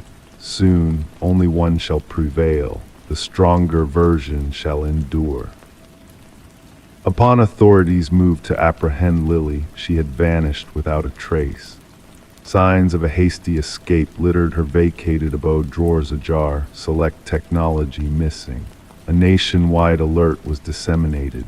Rebecca was ushered into protective custody, relocated to a secure hideaway under constant surveillance. For 3 weeks, every locale associated with her former life was under vigilant watch. Lily remained elusive. The saga took a disquieting twist when a security guard at Rebecca's previous workplace reported an anomaly. Rebecca had been sighted entering the premises despite her absence on leave. Video evidence confirmed a figure indistinguishable from Rebecca utilizing a valid ID card to access the building, proceeding to her erstwhile desk, scouring through files for 40 minutes before departing. Meanwhile, the real Rebecca remained sequestered in a guarded sanctuary, rendering her presence at the office implausible. The chilling realization dawned Lily hadn't fled, she had executed her gambit. Assuming Rebecca's identity, she seamlessly slipped into her existence while the genuine Rebecca remained concealed. The case lingered in limbo, unresolved. Lily Winters eluded capture, and Rebecca Thorne opted to forge a new identity in an undisclosed haven, disavowing her former life. Detective Shaw preserves a photograph on her desk, a striking resemblance between two women. It is Rebecca Thorne, the other Lily Winters. Occasionally she scrutinizes their countenances, seeking nuances that would differentiate one from the other. The true terror Shaw imparts to fledgling detectives lies not in resembling someone or sounding akin to them. It's in aspiring to emulate them so fervently that one erases their own essence in the pursuit. Identity transcends mere appearance, it's the core we safeguard most zealously. At times, we grasp its worth only when threatened with its theft.